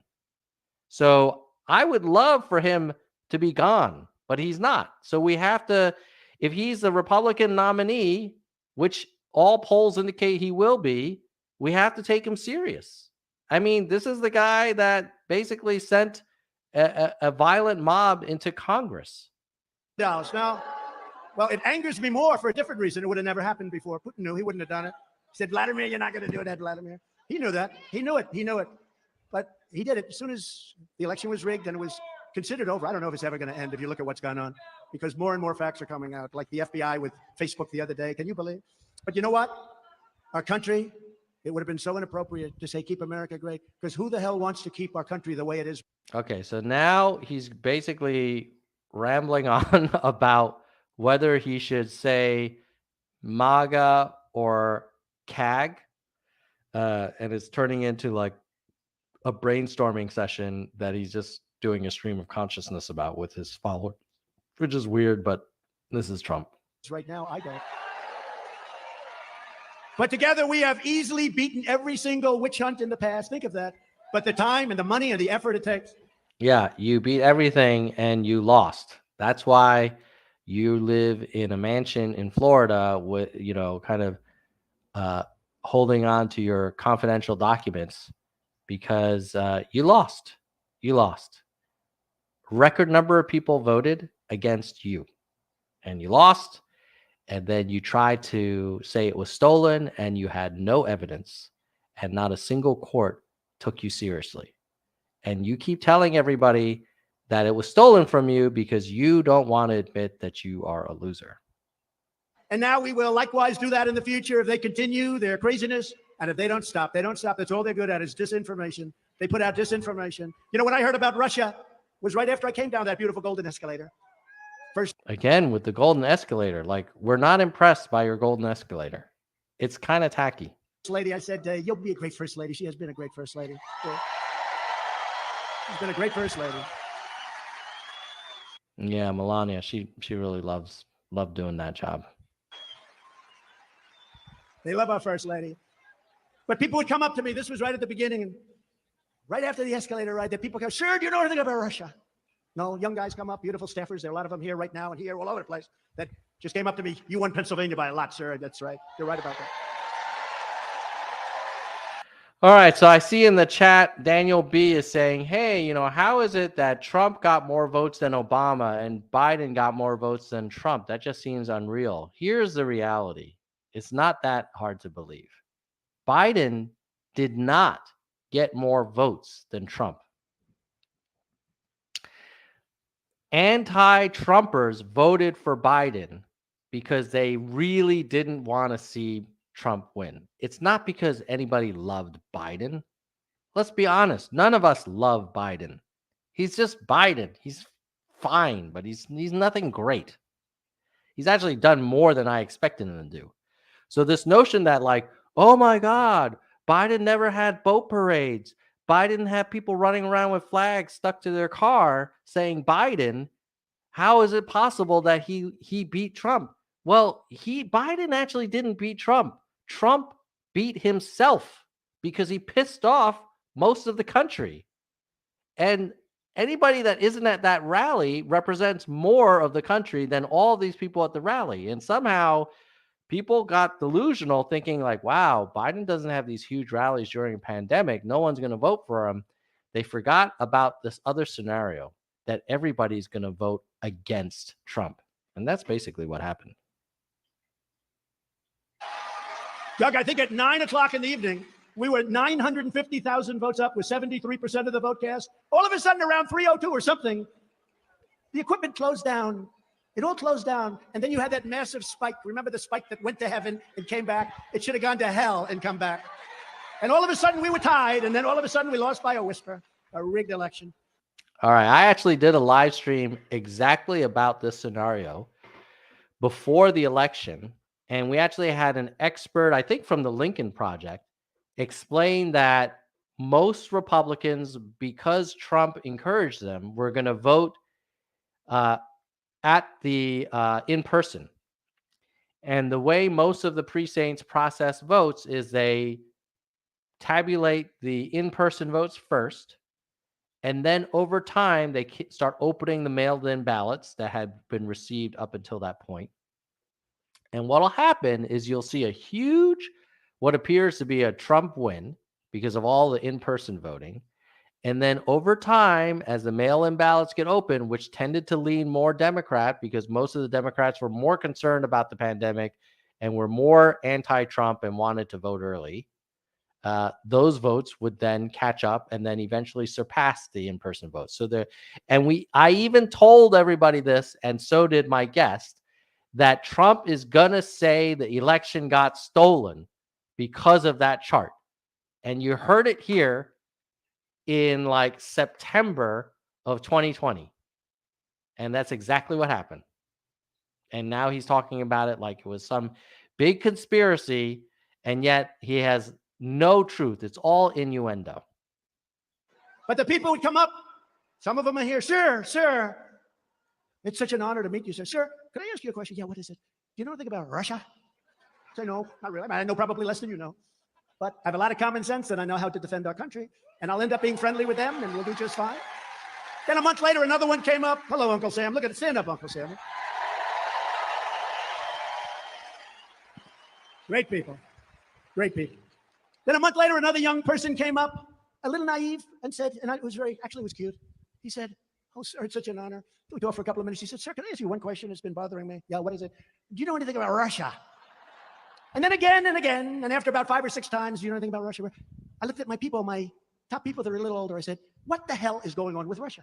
This is all I knew. What was going on? It was a scam. And we took 2.5 years to win. But all of that time and effort and money and... So again, if you go on the Nerds for Humanity channel and search for Senate Intelligence Committee report on Russia, you'll see what the Republican Marco Rubio sponsored report says.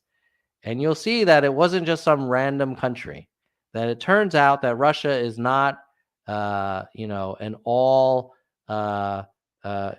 full of goodwill and just trying to be pro-democracy, that they have a point of view and they want to undermine America's trust in the voting system, and they want to cause division.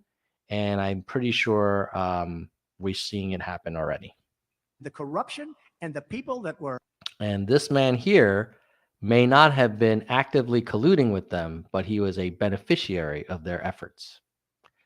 As some Russian intelligence people say, a useful idiot. In charge of that scam are horrible. And they're the same people that we have now. They never leave. They never leave. And if we would have had an attorney general with courage instead of somebody that was afraid to be impeached, sir, I don't want to be impeached, we would have gotten to the bottom of it very quickly. And we've been waiting for Durham for a long time. Durham, please come in and give us your work, please. Durham, we got to get Durham going here. But this battle is not about me. This is a struggle for the very fate of our republic. Oh, no, it's entirely about you. He's complaining about his own attorney general because he can't blame the Democrats, because it was Barr who said, hey, there was no stolen election and the 2,000 mules thing is utter bullshit, right? This is like, if you watch the January 6th hearings, most of the witnesses were Republicans. But most Republicans didn't watch the January 6th hearings because they were convinced by Trump media that it was entirely manufactured and made up. And they didn't listen to their own fellow party members, many of whom were appointed by Trump, basically saying that there was no rigged election. Our movement is fighting against a corrupt group of unelected tyrants who believe they can wield absolute power over you with the help of a willing and very corrupt media. Wow, he loves it. He said he's calling Biden an unelected tyrant. This is a man who was complaining about Biden's speech. Remember, a few days ago, we did Biden's speech reaction. This is nothing in terms of divisiveness. On a divisive scale, this speech is like 9 out of 10. Maybe Biden's was like 6 out of 10. It's crazy. And mainly because he should have said extreme MAGA, but he just said MAGA. And then, of course, the favorite punching bag, the media. Whenever you're in a Trump rally, if you're pissed off or you want to rile up the crowd, just tell them to turn on the media. They think the deep state, not the citizens, should be the true masters of this country. On our watch, we will never let that happen, and we will never let it happen. Even though we're going to be gone, we're going to set this country up so strong and so powerfully that we may not be here, at least some of the older ones, and I love you all, but we're going to have the country set up properly, like it was before the COVID came in, before the China dust came in. The China dust. What did you just call it? The China dust or dusk? Let me see. The country set up properly, like it was before the COVID came in, before the China dust came in. The China dusk. And even after we handed off. And after we handed where we off. had a higher stock market, because we did it twice, but we had a higher stock market on January 20th than we did. Think of it, the so-called handoff. I hate to even use the term. It's so ridiculous. It's so ridiculous to have to use that term. But the handoff, we handed it off. The market was higher than it was just prior to COVID coming into our country. We did an incredible job. Incredible job. But we have no choice in 2022 and 2024. We have to smash the grip of this vile and vindictive political class. We have to clean house in Washington, D.C., and we have to restore government for the people.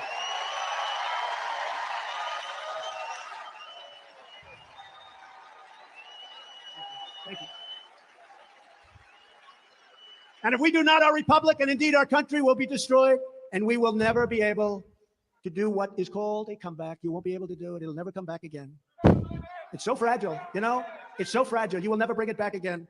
You remember in the campaign, I used to say, if these people get in, we're going to end up with Venezuela on steroids. I said it many, many times. I never thought it was much of a possibility, but I never knew people could cheat like that. Not like that. Last week, weirdo, he's a weirdo, Mark Zuckerberg came to the White House, kissed my ass. Kissed my ass. Sure, I'd love to have dinner. Sure, I'd love to have dinner. I'd love to bring my lovely wife. All right, Mark, come on in. Sir, you're #1 on Facebook. I'd like to congratulate you. Oh, thank you very much, Mark. I appreciate it. Weirdo Mark Zuckerberg confessed that in 2020, the FBI went to Facebook and the media and gave them the false narrative that the Hunter Biden laptop from hell was Russian disinformation, even though they knew that was not true. So they went and they said it was Russian disinformation. By the way, the guy that came in with that stuff just got fired. He perk-walked. He was perk-walked out of the FBI on Friday. All right, now he's just basically but that doesn't rambling. help us in the election of 2020, does it? That doesn't help us. I think we're good. I think we're good on this Trump speech. I think we got his major hits. I want to thank everybody who's been sticking around. There's actually quite a few of you in the live chat. If you want me to continue a little bit more, I can, but I think we covered enough. We know what he's doing. Thank you for everybody who did the super chats, who joined as members.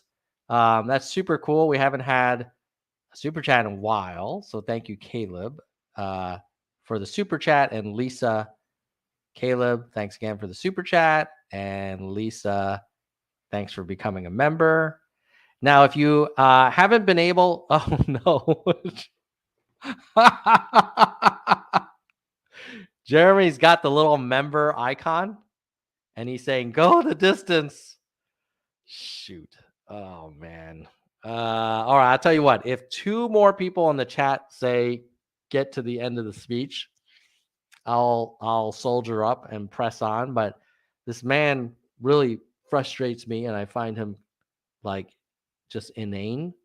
So I'll wait for another second. But doesn't look like more people in the chat are saying to go to the end of the speech. So maybe they too have heard enough of the orange man. Lisa, oh no. Whatever is clever is saying, do it, continue. Well, I'm glad you caught it, Lisa. I'll tell you what, we'll go on for a little bit longer. Oh no, it's the pro-Trump people are telling me to keep going. All right. I'll tell you what, as long as we have at least 25 concurrent viewers, which we have right now, we'll keep it going. And then as soon as we drop under 25 concurrent viewers, I'm going to wrap. Caleb is like, hey, poor Tom, isn't there like an hour? I don't know, but we're at only 22 viewers now. So, and Lisa, it is on 1.5. Can you believe it? This freaking guy. But okay, now we're back to 125. So do me a solid, like this and share it, and that'll guarantee, hopefully, that we get more than 25. And I'll keep going. And as soon as we drop under, say, 20, we'll call it a night. But if you can like and share, we'll try and keep this momentum. They perk-walked him because of all the things he did. So many more than what we're even talking about. The FBI made it clear that they did not want the truth about the criminality. I will say this: this man has stamina. He does have stamina. For an older person of like difficult health, you got to give credit, man. When he may not be great in a like a situation room briefing or sort of daily intelligence briefing or policy discussions, but you put this man in an arena full of a bunch of screaming people, and he will just keep going. And influence peddling of the Biden family coming out before the election, because that would hurt the chances of Joe Biden, who virtually never left his basement, winning the election. You know, he came to Philadelphia, as you know. You know how many people they had? Almost nobody showed up. And we have a lot of people in this place.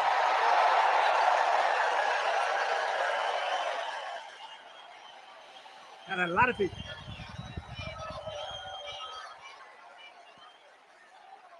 And we're not even talking about all the people outside that couldn't get in because you have better real estate, right? We got a lot of people outside. Okay, so now this is him basically talking about the size of his crowds, which is a very common pattern for this dude. So let's just keep going. Watching, I hope they're watching the big. We put screens up outside. Now, why do you think he's always talking about how big his crowds are? Is his self-esteem so low that he always has to tell people that he has the biggest crowds ever? Like, what is it with this guy? You know, this place, I think it holds 12,000 people, so we sold out in about 15 seconds. And I said, what are we going to do for the people that can't get in? That's why a lot of times I like fields, because fields, you can just keep having them. In Alabama, we had 66,000 people. Think of this. Outside of Houston, Texas, we had 89,000 people show up. Think of it. But what the FBI did was corruption. Remember the first official White House press briefing, and that poor dude, what was his name? Oh, Sean Spicy. It was telling everybody that this was like the largest inauguration crowd in the history of the world. It was just like, oh my God, your boss is such a piece of work.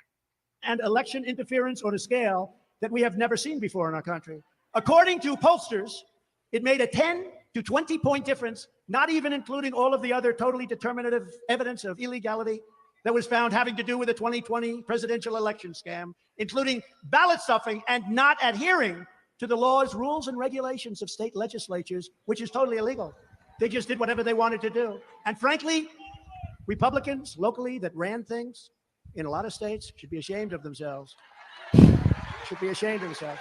And a guy like Mitch McConnell. All right, so that's very important to hear, that many key states like Georgia that he says was this huge conspiracy to steal the election from him were run by Republicans, not by Democrats. And as someone in the chat also mentioned, the state where his search warrant was approved is the state of Florida, which is not a bastion of left-wing, anti-MAGA, politicians. Who allowed this stuff to happen should be scorned. You should be scorned. Scorned. The 2020 election was rigged How and dare stolen, you? and now our country is being destroyed by people who got into office through cheating and through fraud. Now watch. The cameras will all turn off as soon as I say that, because they're not allowed to put that on. The cameras, they'll all turn off. They don't want to hear that. Well, it turns out we still have the cameras on, Donald. But Republican leadership just doesn't fight, because in many cases, they are intimidated and they're afraid. They're actually afraid.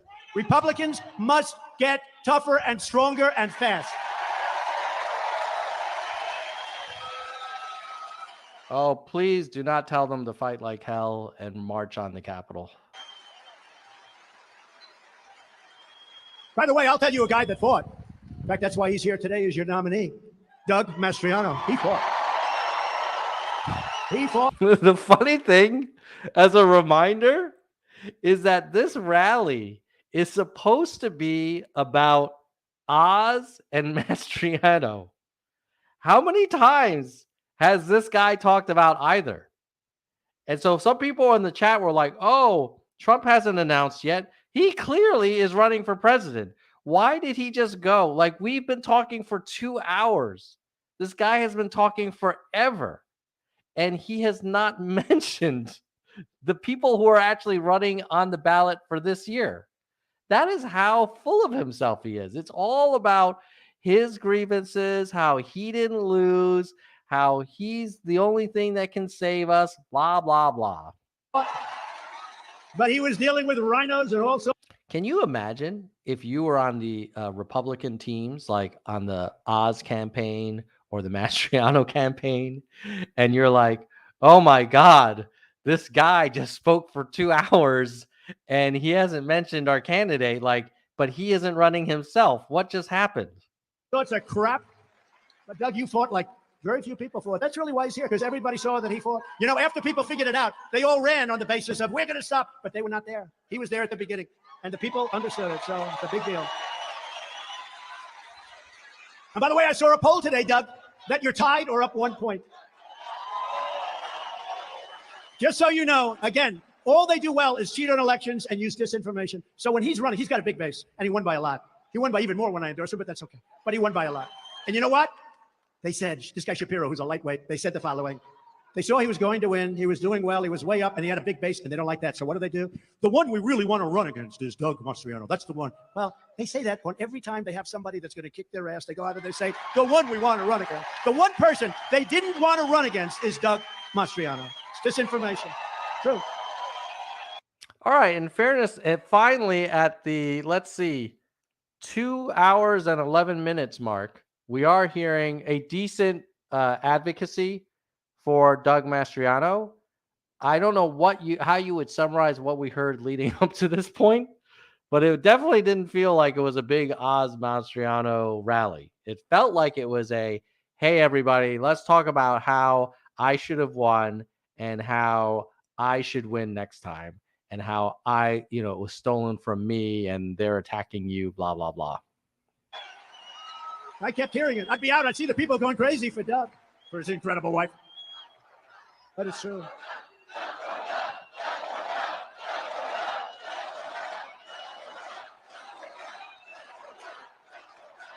True. He was right there from the beginning, day one. He had to fight the Republicans and the Democrats. He had to fight people. American elections should be determined only by the American people. And that did not happen in 2020. Yeah, I agree with you, Lisa. I am a former Republican myself, and I supported Republicans pretty much up until Obama ran. And the irony is, like, these MAGA people are calling people like Liz Cheney and Mitt Romney rhinos when they are some of the most conservative small government people you'll ever meet. And it's just crazy how he infiltrated the Republican Party and then just activated this kind of wing that has now taken over and really just occupied the GOP. And it makes you wonder, if the Republican primaries had ranked choice voting, I'm pretty sure this guy would not have been president, because he wasn't liked by the majority of the Republicans. It's just that Chris Christie, Rubio, Jeb Bush, they all split the vote. And I'm just talking to FBI, but there are many, many other things. We won't go into it. The Mar-a-Lago raid was a desperate effort to distract from Joe Biden's record of misery and failure. The many disasters that our country and the world are now suffering would never, ever have happened if I was in the White House. You all know that. All of this stuff would never happen. You could take the 5 worst presidents in American history and put them together, and they would not have done the damage Joe Biden has done to our country. You could take the 5 worst presidents in American history, and they would not have done the damage that Joe Biden has done in the last 2 years? Really? So he got the vaccines rolled out. He reopened the country. He provided economic stimulus to a ton of people who had lost their jobs and were affected. He passed the largest infrastructure bill that we've ever seen, probably in decades. He provided health care to veterans who are affected by burn pits. He invested a record amount in domestic manufacturing of semiconductor chips. He capped the amount that Medicare can charge people for their drugs. He enabled Medicare to negotiate with pharma companies on drug pricing. So how is he worse than the worst 5 presidents combined in the history of the country? Less than 2 years, they could not have done it. 2 years ago, when I was in office, gas was $1.87 a gallon.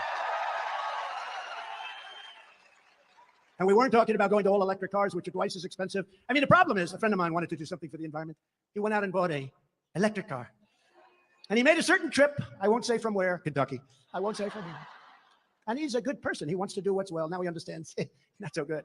And he bought an electric car, and he made the trip often from Kentucky to Washington, and he made it, and he'd drive down and put the car away and drive back. He was getting like 38 miles a gallon, and it was fine. And then he goes to hybrids and all the other things they can do.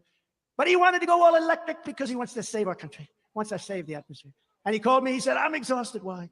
He said, this damn trip took me forever. I'd drive for 2 hours, and then I'd have to have my car charged. And in 2 cases, I couldn't find a place to charge it. But even if I could, it took me more time to charge the damn car than I could spend in it driving. Oh my God. Now this is so sad that we all know that we can't rely on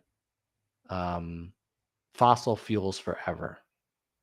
And many of you, I mean, I live in California. There are electric cars everywhere, and they're fast and they're reliable, and they don't have, you don't have to change the oil. You don't have a transmission. You know, there's a lot of reasons why EVs are kind of the future. And if you ask General Motors and Ford, they would agree. And this is a man who's trying to like mock the fact that we need better charging infrastructure. I mean, why is he doing this? Like, why is he doing this? Because he feels like now how we power our transportation is a political issue. And, you know, and he keeps talking about gas prices under him and how somehow if you have low gas prices under you, like you're somehow a better leader, right? Like, how can he take credit for gas prices? And if you really want to go there, I mean, you want to go there, then let's pull out the chart. Let's pull out the freaking data, man. Bam, in your face. So according to your rule that whoever has the lowest gas prices while they were president is amazing, then you must love Hillary Clinton's husband. Right? You must love that. He must have been better than all the Republicans. And Reagan must have been terrible. And Bush was terrible, a Republican. So, and Obama must have been better than Bush because his prices were lower. Come on, man. We all know gas prices are a function of supply and demand. And in one breath, you're complaining about the high demand for gas versus the low supply resulting in high prices, and then mocking using electric vehicles as an alternative to power transportation. It's like, what a disgusting pig. I mean, seriously, you're going to complain about gas prices and then complain about alternative fuel vehicles? Really? And laugh about it like you're some kind of like genius? Give me a break, man. And most cars now, electric cars, have a 300-mile range. So you don't drive 2 hours and need to charge it. That's bull. He said, it took me 2.5 times. Please, let's get rid of this stuff. Please. And you see in California, you see what's happening there where they're going all electric cars. Number one, people can't afford them. Number two, the batteries are made all in China. All the rare earth comes out of China. And interesting, We have all the gas and the gasoline, when it's refined, we have it all right under our, we don't have any of the other stuff. And if we did, our environmentalists wouldn't let us take it. It all comes out of China and a little bit in the Congo, which has, guess who controls the Congo? China. Wow. Wow. So now his argument against electricity is that China has the battery production. Well, China has a lot of other production too. Are we supposed to not do any of that? Like, where does most of the stuff from Walmart come from? Where's most of the stuff from everything that you buy on Amazon come from? Like, it's a low cost manufacturing center. Like, we benefit from it. And if you're not happy about being dependent on China for anything, then you should support Biden, who was the one who actually got us the CHIPS bill to produce our own semiconductors here. And we could do the same. And we are doing the same with producing most electric vehicles. Guess where they come from? America.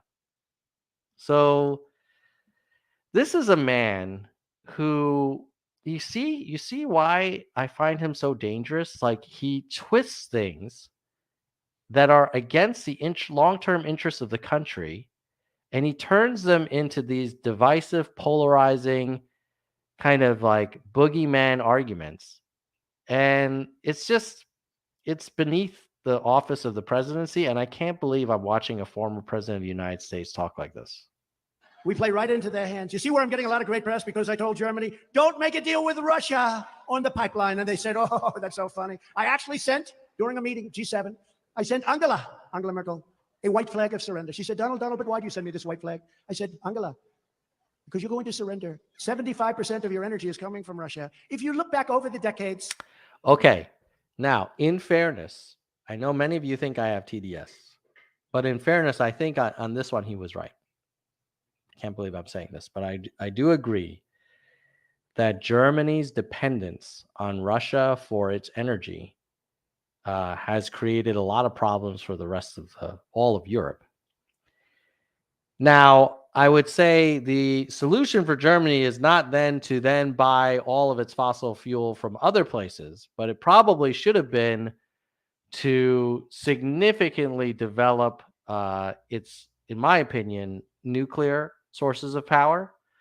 And I know that Trump is anti windmills too. I think he believes that windmills give you cancer, and he was worried about the birds. But in this case, I do agree that Germany is too dependent on Russia, and we're seeing that now. Russia and Germany haven't done too well together. When there's a war, when there's a problem, they'll just turn off Nord Stream 2. And Angela, you're not going to be able to defend yourselves. Oh, that will never happen. Well, that was about 2 years ago. The only thing I never thought was going to happen this fast. And now they're giving me great. Remember, I made the speech at the United Nations, and the German delegation was all smiling. They thought it was so funny. They're not smiling now. He said it better than me. They're not smiling now. But now gas is $5 and $6 and $7, and it's going to be going up. Think of it. And they brag because it came down slightly. It came down about 42 cents. We actually had it down at one point to $1.42. Remember that? But I had to get it a little up. We had to let the oil companies make a couple of bucks. I didn't want to wipe out the oil companies. But what's happened is one of the big reasons for inflation is what this guy has done with energy, because energy is so all-encompassing. It's so big. With the help of Pennsylvania energy workers, did you get screwed or what? Remember, I told you they were going to do this to you. He lied. During the debate, he said, no, I would never do that. The first thing he did practically was end the Keystone Pipeline, right? That was like the first thing he did. And all those workers voted for me, but the head of the union voted for, I wonder, is he still the head? Check it out. He ought to be fired real fast. The Keystone Pipeline would have been great. A lot of jobs. It would have done a good job. With the help of Pennsylvania energy workers, under my leadership, we had American energy independence for the first time ever. Actually, we still have American energy independence today. I think the bigger issue is should that independence be powered by fossil fuels and producing more carbon? And if you look around at the weather patterns, I think even some of the most skeptical, climate change is a hoax people would agree that the climate is definitely changing. It is getting more severe, and we're giving our kids a lot of problems, and their children are going to be really screwed if we don't change how we do stuff. And within a short period of time, we would have been energy dominant. We would have been bigger than Russia and Saudi Arabia combined ×2. And now we're beggars. We're like a beggar nation. We gave you, think of that, we're energy beggars. We would have been bigger than everybody combined. The biggest energy suppliers combined ×2. We were going to be energy dominant, and now we're beggars. We gave you the largest tax cuts and regulation cuts in American history. The radical Democrat Congress just passed one of the largest tax hikes in American history, pulverizing the middle class. And now you have the privilege of... All right. So this is another thing where real Republicans would be calling BS on this man, because what Trump did on his tax cutting action is he didn't cut spending. And so what happened is that he actually increased the deficit, which was kind of convenient for him, because he could say he cut taxes, but he actually increased the national debt. And so specifically, let me see if I can show you all just a visualization, because it's kind of crazy what happened under El Trumpo.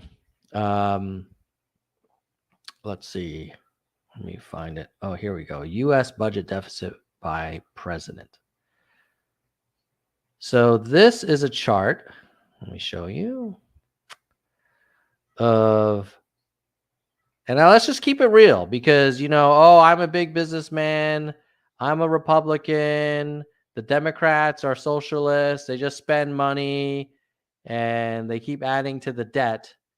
If you look at who actually was able to reduce the deficit, there's only one man, and he was Hillary Clinton's husband, Bill Clinton, right? And you look at all of the Republicans who were slashing the taxes and saying, hey, look, if you tax rich people less, like everything is going to be great, and they're the job creators, and the American companies need to pay less in taxes, and blah, blah, blah.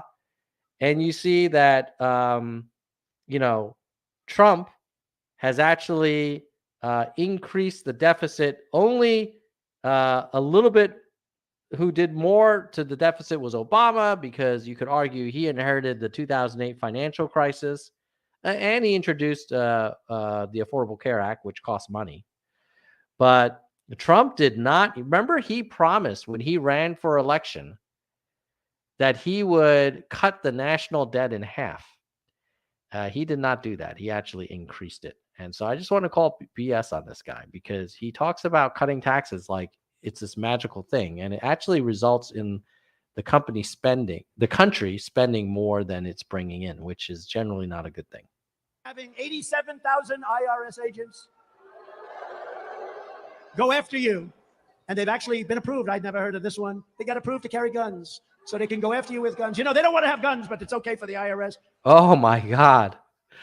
These IRS agents armed coming down after you. Well, you know what? If everybody pays their fair share, they shouldn't have to worry about the IRS. Now, ironically, Trump himself says that he will be releasing his tax records and the results of his audit. I think he said in 2016 that he would be releasing it soon.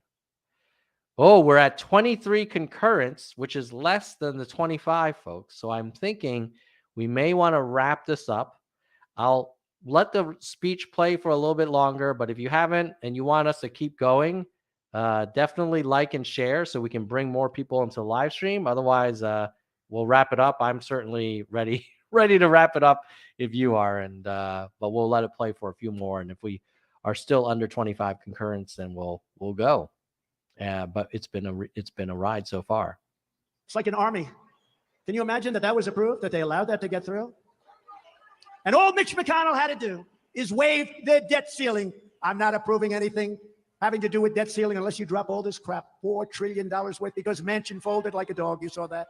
And I always said he would. I told you he would. He did.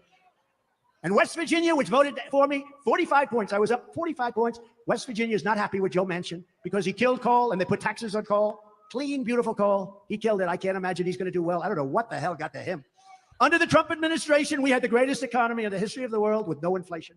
Biden and the Democrat Congress created the worst inflation in 50 years, 9.1%. It's going to go a lot higher. And now they are making it worse with their immoral plan to wipe out hundreds of billions of dollars of debt. But college graduates, now think of this. How unfair is it? How unfair is it to all of those people, many of you are here, that paid and worked so hard? I saw they were doing a story about Pocahontas. That's Elizabeth Warren from Massachusetts. And this big, strong guy came up to her, really a good-looking guy. And he looks at her and goes, well, what's going on with this debt? You want to cancel the debt? I've been working my ass off for 12 years, he said. And I've almost got my daughter's debt paid off. I worked weekends, 12 years. My neighbor. Wasn't this a rally for Mastriano and Oz? And didn't some of the Trump supporters say that, hey, you shouldn't keep talking about Trump because he hasn't announced he's running? I'm pretty sure 2 hours. How long has this dude? 2 hours and 20 minutes. You got to give credit to the also not just stamina of Trump, but the audience for staying with this. I mean, this is a long freaking speech. He's my friend, but he hasn't worked at all. And now the debt's going to be canceled, but I worked. This is unfair. And then he was not too nice after that, so we'll forget what he said. But he was not too happy. But you can multiply that times millions and millions of people. They paid for it on the backs of hardworking citizens, and they're raising your taxes. Remember this, you don't realize it. You're getting the biggest tax increase in history. It's all disinformation. They're saying under 400,000. You're getting the biggest tax increase in the history of our country. So enjoy paying it. And you know what it's paying for? Things like that. But this is the same guy that predicted that all suburbs would be destroyed the moment after Biden was elected. He predicted that Kamala Harris would be running the country. He predicted that the stock markets would crash. And now he's saying that all of our taxes are going up, even though you can all read the tax bill. And the taxes are definitely going to be going up for corporations who are going to be required to pay a minimum of 15% if they make billions of dollars, which seems reasonable. Like, why shouldn't they? Why should individuals who are working hard have to pay, and then companies that are, making money hand over fist, why shouldn't they have to pay at least 15%? the Green New Deal, which is like taking the money and throwing it out the window. And it's actually worse. It's actually like taking the money and destroying our country because it sets us back. Just like Germany. Germany's back to building and opening its plants. I know, Jeremy. I noticed that. Screwed up with their green new energy. They got carried away. Windmills all over the place, killing all the birds, destroying all the values of homes, destroying the plains and fields, beautiful plains. If you want to see a dead bird cemetery, go under a windmill sometime. It's not a pretty sight. It's also the single most... Oh, this is now Trump's thing about how he cares so much about the wildlife that he's against windmills, and he's talking about the dead bird cemetery.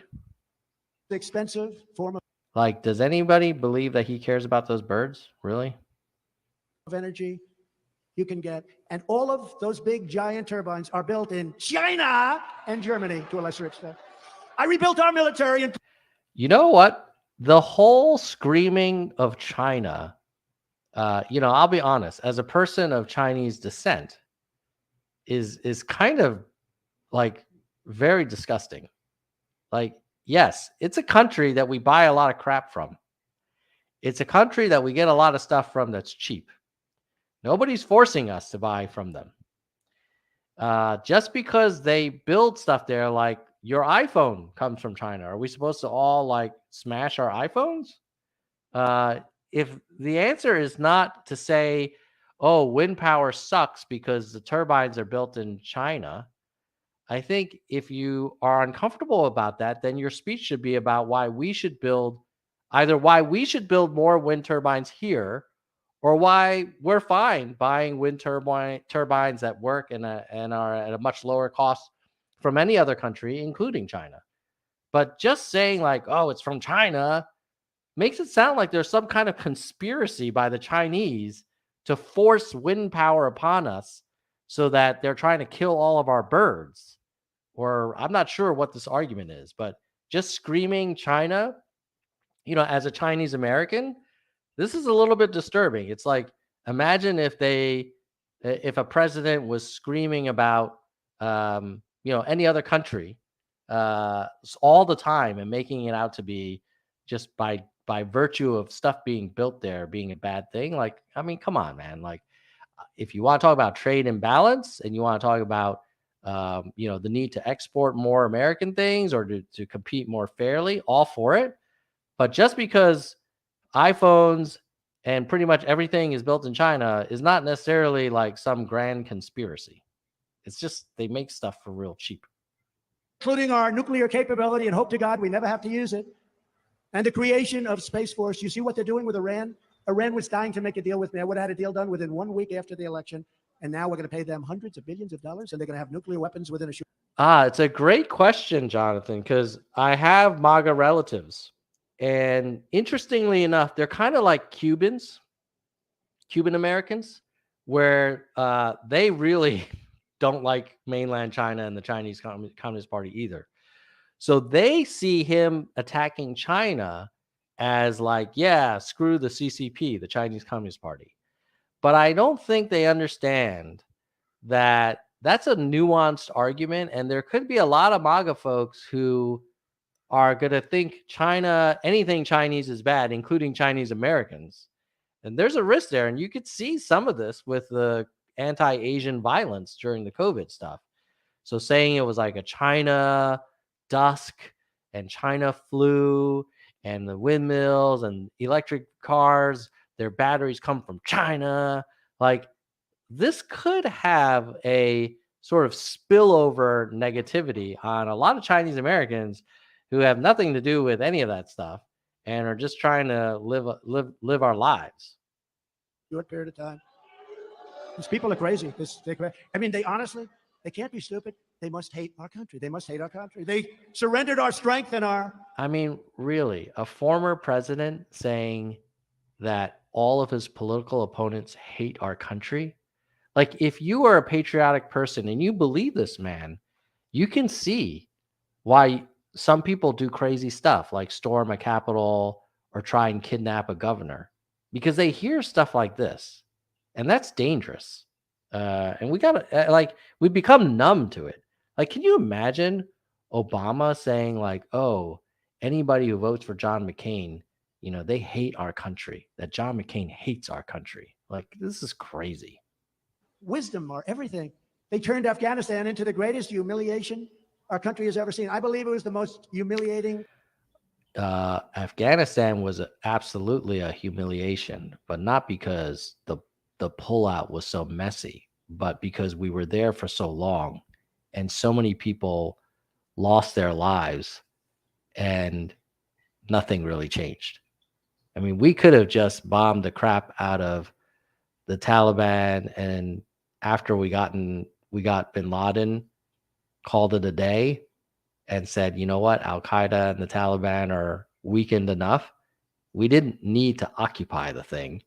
And so blaming Biden for the withdrawal that actually was commenced by your administration, like, how convenient for you. Time that our country has ever gone through. 13 dead soldiers, but they never mentioned those soldiers who lost their legs and arms and face. They were obliterated. Nobody talks about them, and there were many. Nobody talks about them. We left American citizens behind. This is the party that had to have Jon Stewart shame them to vote for Veterans Health Bill. Remember that. We left $85 billion worth of the best military equipment in the entire world, planes and tanks and goggles. 700,000. Oh, the goggles. You know what? When you're leaving a country that you've been occupying, you're not going to get everything back. Ask the National Archives. They didn't even get your documents back. Now you're complaining about the goggles. Rifles and AK-47s. We left it all behind. Think of this. 70,000 vehicles. Why the hell are we building AKs? Not a used car lot in the country that has probably 500 vehicles. 70,000 vehicles we left behind. Some of those vehicles cost millions of dollars because they're armor plated with 6 inches of. Oh my God. Now he's complaining about the stuff that was left over in Afghanistan. You know what? The fact that my fellow Americans that are serving in uniform don't have to be over there, I'm fine if there's some goggles that were left over, because we shouldn't drop another ounce of American blood in that country. Like, we've done everything we could. It's not for us to occupy. They don't want to become a Jeffersonian democracy. Like, let's just leave it at that and contain and prevent future terrorist attacks, but let's not do nation building. You should know better than that, Donald Trump, complaining about goggles and AKs. Come on, man. Steel. Shame on you. We left it all behind. I built much of it because I rebuilt our entire military. We left, think of it, $85 billion worth of military equipment. And you know, I saw a number the other day. The second largest arms dealer in the entire world is Afghanistan, because they're selling, because they don't need 700,000 rifles and guns, 700,000. They need 40,000 or 20,000. What were we thinking? You don't take the military out first. And remember this in Afghanistan, 18 months, we didn't lose one soldier. You heard the numbers on Philadelphia? 18 months. You know why we didn't lose any soldiers? Because he cut a deal with the Taliban. And the Taliban deal was, you don't hurt us and we will leave. And so, everyone knew it was going to get messy at the very end. And so to somehow suggest that everything was perfect under Trump in Afghanistan, and then Biden came in and ruined it all in one fell swoop, is just, it's hard to believe. I spoke to Abdul. I said, Abdul, don't do it, Abdul. Don't do it. Don't do it. But why, sir? Why do you send me a picture of my house? I said, Abdul, that's a different story. Don't do it. And we were fine. Remember, they said, why is he speaking to the Taliban? Because that's where the problem was, right? That's where the problem was. 18 months. Imagine if Obama had met with the Taliban. Think about it. Think about what this crowd would have said. And Biden actually said it a couple of months ago. Well, I'll say one thing. We didn't lose one soldier in 18 months. And they're screaming at you, don't take it back. You're not supposed to say that because it's good. We didn't lose a soldier in 18 months. They were so afraid. They didn't want anything. We could have gotten out. I wanted to get out more than anybody. I'm the one that got it down to 2,000. But also, we should have kept Bagram because of China. Bagram Air Base, of course, billions and billions of dollars years ago to build. It's 1 hour away from where China. What is this? What is it with this guy in China? Like, I'm about to say China, China, China, the way he says Russia, Russia, Russia. Like, he is really fixated on China. And as far as I can tell, China has not invaded any neighboring countries lately. They probably are up to no good in terms of meddling in our elections the way Russia is. But he really loves to bang on China and doesn't really say much bad about Russia, which is just strange. Like, why not just be critical of both of them? China makes its nuclear weapons. We should have never left without keeping Bagram. What a shame. The most humiliating time. I believe, actually, that probably Putin went in because when he saw the incompetence of that, he said, this is going to be easier than I thought. And now we have a war between Russia and Ukraine with potentially hundreds of thousands and even millions of people are going to die. That would have never happened if I was your president. It would have never happened. Okay. I find that very strange. That why would Russia not invade Ukraine if Trump had a second term? Is it because Putin would have thought that 5 years from now, after Trump's second term is done and Trump is gone, that all of his claimed concerns about Nazification of Ukraine would not have come back? Or if the argument is he was threatened by NATO, is it somehow that, no, maybe that's true. Maybe because he knew that Trump wanted to weaken NATO and wanted to have a more kind of starved NATO, that Russia would have been less threatened. Maybe that's, in that case, I could maybe kind of see that argument. So maybe we'll give the orange guy a little credit on that one. Maybe Russia, in a world where Trump was president and had weakened the kind of European alliance, would feel like less threatened. Maybe. A lot of people would say that Russia wanted Ukraine and has wanted it and went into Crimea and is going to just keep taking because they're trying to rebuild the Soviet empire. But I kind of see that. Maybe in this case, we're going to give Trump a little bit of credit. promise you. I talked to him. Vladimir, you can't do that. Can't do it, Vladimir. Those beautiful golden turrets in Moscow, Vladimir, I want to leave them alone, please. You can't do it, Vladimir. He would never have done it. He would never have done it. He said, well, I sort of believe you because you actually did kill me on Nord Stream 2. Nobody thought that was possible. I ended North. Can you imagine? Biden came in and he opened up the pipeline. I ended it. Then he said, oh, Trump was soft on Russia. I was soft. The only one that doesn't think that is Putin. He didn't think I was too soft with the sanctions, but think of it. The biggest deal they've ever done is Nord Stream 2 that nobody ever heard of until I came along. They were building this massive pipeline. Nobody ever heard of Nord Stream 2 until I came along. We created the safest border in United States history. Why does he keep saying that no one is tougher on Russia than Trump? That somehow Vladimir was afraid of Trump?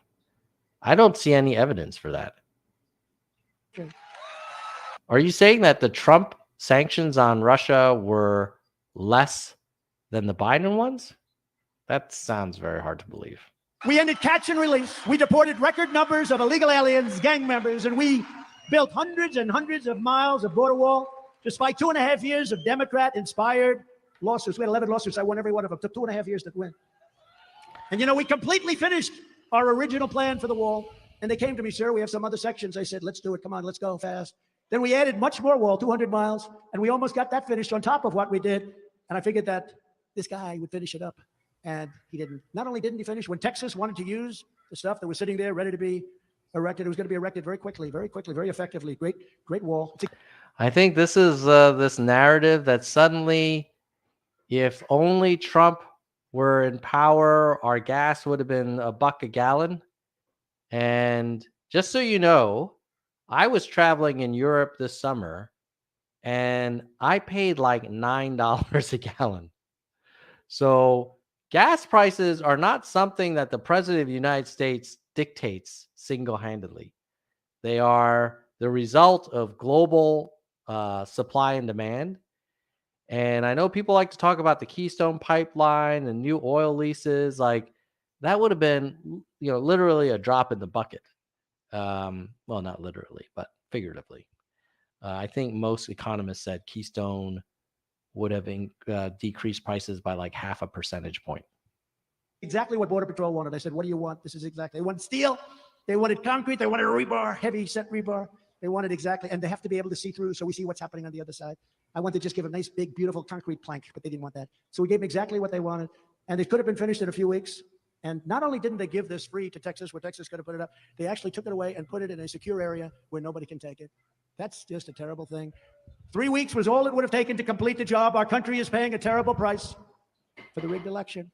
I ran twice, I won twice, and did much better this. Oh my God, he's back to saying he won. Dude, you lost.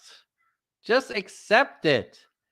This is the man. Look at the face of a man who cannot accept that he lost his election. If literally, like, think about it, guys. If a presidential election was truly stolen, where's all this evidence? Why aren't you going to your Republican governors and showing them? If you're saying like, oh no, the Biden DOJ will never consider it, go to your Republican governors, show them. Why aren't they saying anything about this? Isn't Georgia a Republican state? Isn't Arizona Republican? Like, what's going on? Where's the evidence? Is it just that documentary? Surely there's more. Second time than I did the first. Getting millions and millions more votes in 2020 than we got in 2016. All right, math lesson. If two candidates run for president and one gets more votes than they got the last time, they can still lose. And that's because the other guy got even more votes. Another math lesson. The other guy could have gotten more votes even if he's a lame candidate, because people like me really, really didn't like Trump. Sorry to break it to all the MAGA people out there, but most of the country doesn't like your savior.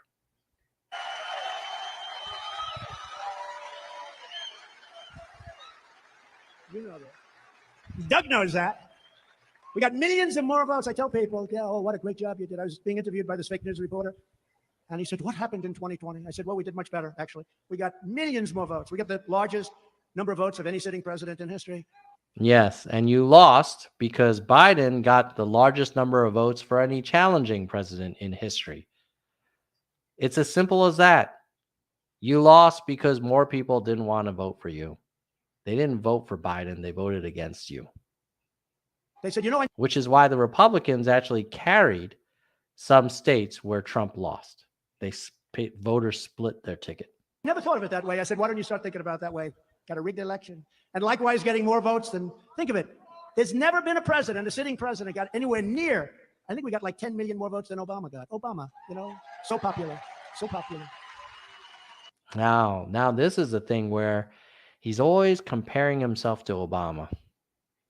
He got more people at his inauguration than Obama. He got more people to vote for him than Obama. And it's like, well, number one, the population grew. So every president has a chance to get more votes than the last one. And then the second thing is like, you got the country so pissed off and divided that we had record turnout. And you got a record number of people voting against you. He's so popular. They say he's so handsome. Oh, Obama's so handsome. He's such a great speaker. What does he say? He says nothing. And we're leading Biden and everyone else, including the Republicans, by record numbers in the polls. So I may just have to do it again. You'll be staying tuned. No. I have to do it again. No, don't. Do it again. Don't do it again, Donald. Please, I beg you. No. Don't cheer for him. Oh, no. What is he going to do when he loses again? Like, what is he going to tell these people to do? That's what I'm concerned. Are we going to have another Jan 6? Or is he going to go around till his dying day telling everybody that the entire election system is rigged? Like, how is that good for democracy? May just have to do it again. No. Don't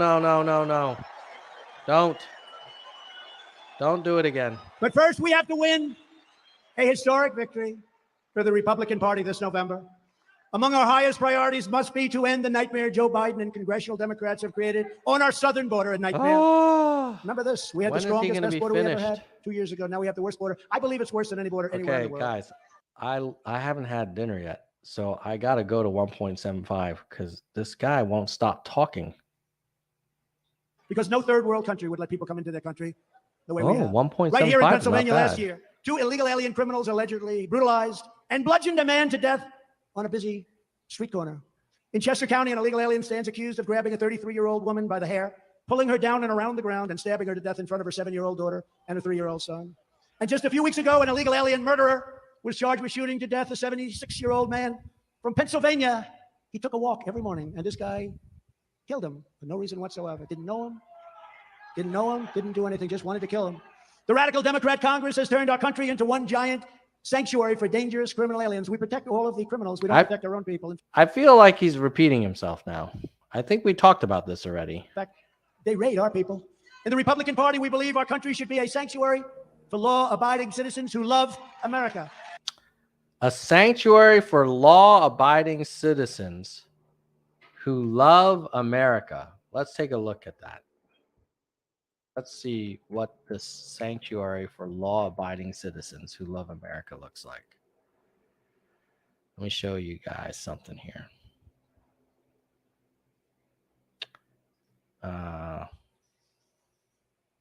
Law-abiding, remember what he said. Law-abiding citizens who love America. Okay. Here, watch this. Tell me if these are law-abiding citizens who love America.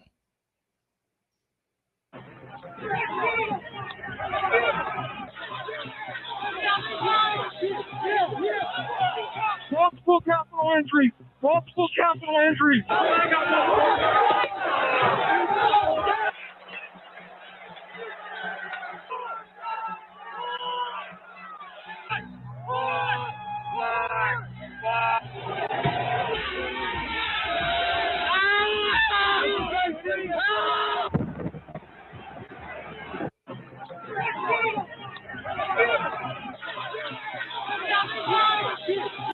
All right. Just remember that this is a guy who's saying his supporters are law-abiding citizens who love America. We can't let them forget what this man encouraged his mobs to criminal do. aliens. We protect all of the criminals. We don't protect our own people. In fact, they raid our people. In the Republican Party, we believe our country should be a sanctuary for law-abiding citizens who love America. Really? If we're going to make America great again, our first task is to make America safe again. We have to have a safe country. We have to have a safe country. And you know, I told you before I love the fields, but I like these better. Oh, interesting question. Your Hudson Valley realtor, how do you explain your hatred for Trump prior to January 6th? So I think after January 6th, after what we saw and how he encouraged that and basically tried to violate the Constitution in the most sacred day you could think of, when a joint session of Congress is trying to affect the natural transition of power and the peaceful transition of power, clearly that was deplorable and disgusting and beneath contempt. However, prior to that, I just found him also offensive, primarily because of his lying, his hypocrisy, and how he divided the country and mocked his opponents and lowered the quality of the political discourse. And I felt like he was a clown and a showman. And so before January 6th, he was bad. But of course, after January 6th, he was just a whole nother level. Better because the air conditioning system, but this air conditioning is not working too well. It's about 100 degrees up here. I'm sweating like a dog, but I'll call Dr. Oz. Dr. Oz, am I okay, doctor? Am I okay? He says yes. He says yes. You know, I was on a show years ago, and Dr. Oz, I'm going to introduce him in a second, but I was on a show years ago, and he did like an examination of me. I don't know what the hell he did the show for. I wasn't like even a politician at that point, but he did an examination, and the word said, he's extremely healthy, really a very, very fine, fit man, but he should lose 20 or 25 pounds. I was so angry I didn't speak over you. He said he was great, but he could lose a couple of pounds. He's great. He's going to be great. Under Democrat control, the streets of our great cities are drenched in the blood of innocent victims. Much of this crime is caused by drug dealers who, during the course of their lives, will kill an average of 500 American citizens. Every drug dealer is responsible, and that doesn't include what they've done to families of people that haven't died, but families that are just devastated by what happened to their children and to themselves. Think of it, 500 people. Think about how many people were killed by the opioid epidemic and the pharmaceutical companies that profited from it. Yeah, those corner drug dealers are no good for sure. But it's very convenient to just point out the cities, the street drug dealers, the undocumented immigrants, and not to talk about the pharma companies, not to talk about the meat packing factories, not to talk about the companies that are evading taxes, because the former, they get your crowd all riled up, but they actually they're not sufficient to think about the full problem. But the latter does not rile up the crowd and affects your political donations. Average drug dealer. I'm calling for the death penalty for drug dealers, which will, upon its passage, reduce drug distribution in our country on day one by 75%. You know, this is a sad, simplistic approach to drug use, which is an epidemic and a disease. Death penalty for drug dealers, I don't think is going to stop people who are addicted to, highly toxic substances. I don't think it will change that. That's a harder problem to solve. It's about prevention. It's about better management of these chronic diseases. But you don't want to talk about that because it's much funner to say death penalty for drug dealers. He is dumbing down public policy in order to get more people to cheer for him. No more blue ribbon committees telling us what to do. You know, I was setting them up in the White House. There's a blue ribbon committee headed by socialites. And they just want, look, they're very nice people, but they just want a little publicity for themselves. They can't deal with the kind of killers that we're talking about. We want the death penalty for drug dealers, and you will save millions of lives. You know, we're going to lose 250,000 people, I think, this year.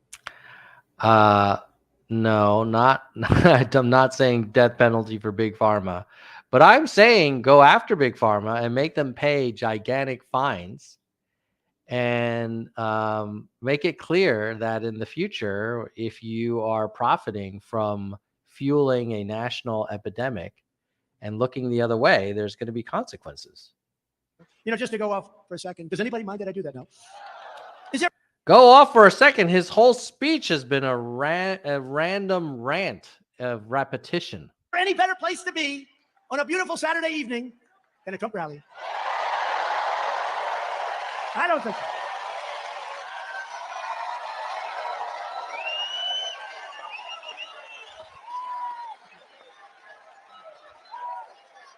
Trump rally. But just to go for a second, so, I got to know a lot of the foreign leaders. And let me tell you, unlike our leader, they're at the top of their game. These are like central casting. There's nobody that could play the role in Hollywood. All of Hollywood, nobody can play the role of President Xi of China. Nobody could play the role. He's a fierce person. Putin, fierce. He's smart. A lot of times I'll say somebody's smart and the fake news will go, he called President Xi smart. He rules with an iron fist, 1.5 billion people. Yeah, I'd say he's smart. Wouldn't you say he's smart? So I'm with President. Wow, that is so weird. He loves to criticize China, but he does seem to admire Xi Jinping, which is kind of a little weird and disturbing because Xi basically has made himself permanent leader of China and not subject to any term limits. So I don't know why you would admire that. President Xi, and I got along with him very well. I mean, once COVID came, it was just over. We made a great trade deal with him, helped our farmers, helped our manufacturers, but I'm with him. And I really had a great relationship with him. And then I asked him a question. I said, President, he's president for life, by the way. So I call him king. I said, King. He said, but I am not king. I said, you are to me. You're president for life. It's the same thing. He will be very soon. They're having another. By the way, you notice a lot of ships are circling Taiwan. That wouldn't have happened either, by the way. But I said, President, could I ask you a very simple question? Do you have a drug problem? He looked at me like, what's wrong with that? No, of course not. He goes, no. He's like, what the hell? Stupid question is that? No. I said, you don't have a drug problem with 1.5 billion people. His big problem is they make the drugs, they send them into our country. That's their problem. That would have been their problem, and he was stopping it too. But now they're sending the fentanyl in at numbers that you wouldn't believe. Wouldn't believe it. Pouring through that porous border at numbers you wouldn't believe. I had him very close to stopped. He couldn't do it. I told him he can't do it. He had all production of fentanyls very close to stopped. I highly doubt that. So President, you don't have a drug problem. But why don't you have a drug problem? We have quick trial. I said, what is a quick trial? We immediately catch the drug dealer. We give him quick trial. And if he is guilty, which I would say probably they're batting, would you say they're about batting 100% or only 99? If the drug... Oh, he referenced Oz. When was the last time he did that? This is an Oz Mastriano rally. Well, there you go. I kind of woke up a little bit there. The dealer is guilty. He is immediately executed. So we have no drug problem in China. Okay, let's be clear here. This man is just talking in very positive terms about how the Chinese Communist Party has quick trials that result in almost immediate executions. Did we just hear a former president and presumed nominee of the Republican Party for president for 2024 just celebrate quick trial executions? Is this what we just heard? Let's go back, because he loves to bash China for building iPhones and building batteries and wind turbines, but he applauds them for quick executions. Did we just hear that? Let's go back. Sorry, excuse me. It's getting late. This freaking guy. And if he is guilty, which I would say probably they're batting, would you say they're about batting 100% or only 99? If the drug dealer is guilty, he is immediately executed. So we have no drug problem in China. And they have other countries like that too, Singapore, other countries. And if you do that, I've told this, and it's a hard thing to say because calling for the death penalty stuff, but think of it. They kill 500 people during a lifetime, and I think it's much worse than that. I think that's only what we hear about. It would stop. If you didn't get it down 75, 80, 90% from day one, I'd be surprised. So he thinks a death penalty for drug dealers would get drug consumption down by 70, 85% in day one. This is a man who probably does not understand what addiction can be like. And I think a lot of people probably in this crowd either know people or have been, have encountered people who've had these drug addictions, and killing their dealers is probably not going to get them to be unaddicted. It's not a choice It might have been a choice to start, but once they're addicted, it's a chemical power over them. And these committees that they set up, it's laughable. It's a horrible thing. We would solve that problem so fast. And I'm calling on Republicans and Democrats immediately to get to Washington and institute the death penalty for drug dealers. You will no longer have a problem. So Philadelphia has become, as you heard many times over the last short period of time, worse than it's ever been. It's become a killing field. A few days ago, a 4-year-old boy was shot while getting a haircut for his first day in school. His mother was so proud of him. He was getting a hug. He was shot. Did we loop? I feel like he started his speech talking about this stuff. Maybe he should use a teleprompter. I mean, he has the teleprompters here, but now I think he's just off script. Recently, a pregnant mother was shot in the head and horribly murdered. Her unborn baby was miraculously saved. Under a Republican Congress, we should pass emergency funding to hire thousands and thousands more police officers nationwide to put violent criminals behind bars and keep them behind bars. And also, leave our police alone. Let them do their job. Give them back their respect. They know what to do, and nobody can do it better, but they're under siege. I think enough of us have seen plenty of videos where the police were they did not know what to do, and they did the wrong thing. And so I think a more balanced approach should have been, let's support our law enforcement and let's demand and expect the best out of our police. And let's give them the resources to do their jobs well, but hold them accountable when they're not. Like, why can't you just have a more reasonable approach? Why does it have to be you're either for the police or against the police? Why are you saying it like it's so simple? Life is not this simple, Donald. You know this. They don't want to lose their house. They don't want to lose their families. What they do to police officers, and you're always going to have some bad apples, but they're very few. And we have a country that's become one of the most unsafe countries in the world. Think of it. You know, we're dealing with third world nations where they're much safer than major parts. Think of it, what I said. In Afghanistan, we didn't lose one soldier in 18 months, and yet I just read off numbers in Philadelphia. If you look at Atlanta, I have a district attorney in Atlanta. She's after me for a perfect phone call, and yet it's even worse proportionately than Chicago for killing. But the district attorney, Trump made a phone call because he was challenging the election. So they're after me for perfect phone call. A perfect phone call. So just as a reminder, this is a call when he said to the governor, after the election was already lost, I need you to find me 10,000 votes. That's what I need because I need to win this state. That is inappropriate. I know it's crazy to say, but it's inappropriate to do that when you're the president and you lost. Same way you tell Zelensky, I can't give you any defensive aid until you help me find some dirt on Biden. Like, you're not supposed to do that. You're not some kind of mob boss. You'd be very proud of me. Just like the call to Ukraine was a perfect call. The one in Atlanta was a perfect call. Perfect call. And yet Atlanta is even worse than Chicago, proportionately. Restoring safety to America starts with defeating the Democrat extremists right here in Pennsylvania. Your state's radical Democrat candidate for Senate, John Fetterman, is the most dangerous Democrat. He's the most dangerous Democrat. Seeking to join Congress this year in one of the most fringe, far-left freak shows ever to seek election for any office in any state. Oh my God, this guy. And I said, you got to be kidding. When Actually, is he going to I don't know, stop? but I thought he was maybe a decent politician. How are he these campaigned in a people sort of a still standing up area, and he was doing behind commercials that him? was so These good for poor me that people people. thought that he was a Republican. I like how to laugh. But Fetterman got it, and he got it in a landslide. And this guy, All right, guys. I couldn't do it. We're approaching 3 hours, and this man, he's outlasted me. I tell you what. Do me a favor, nerds. Like, share, and subscribe, because I just sat through 3 hours of a man who I find despicable. All for you. All for you.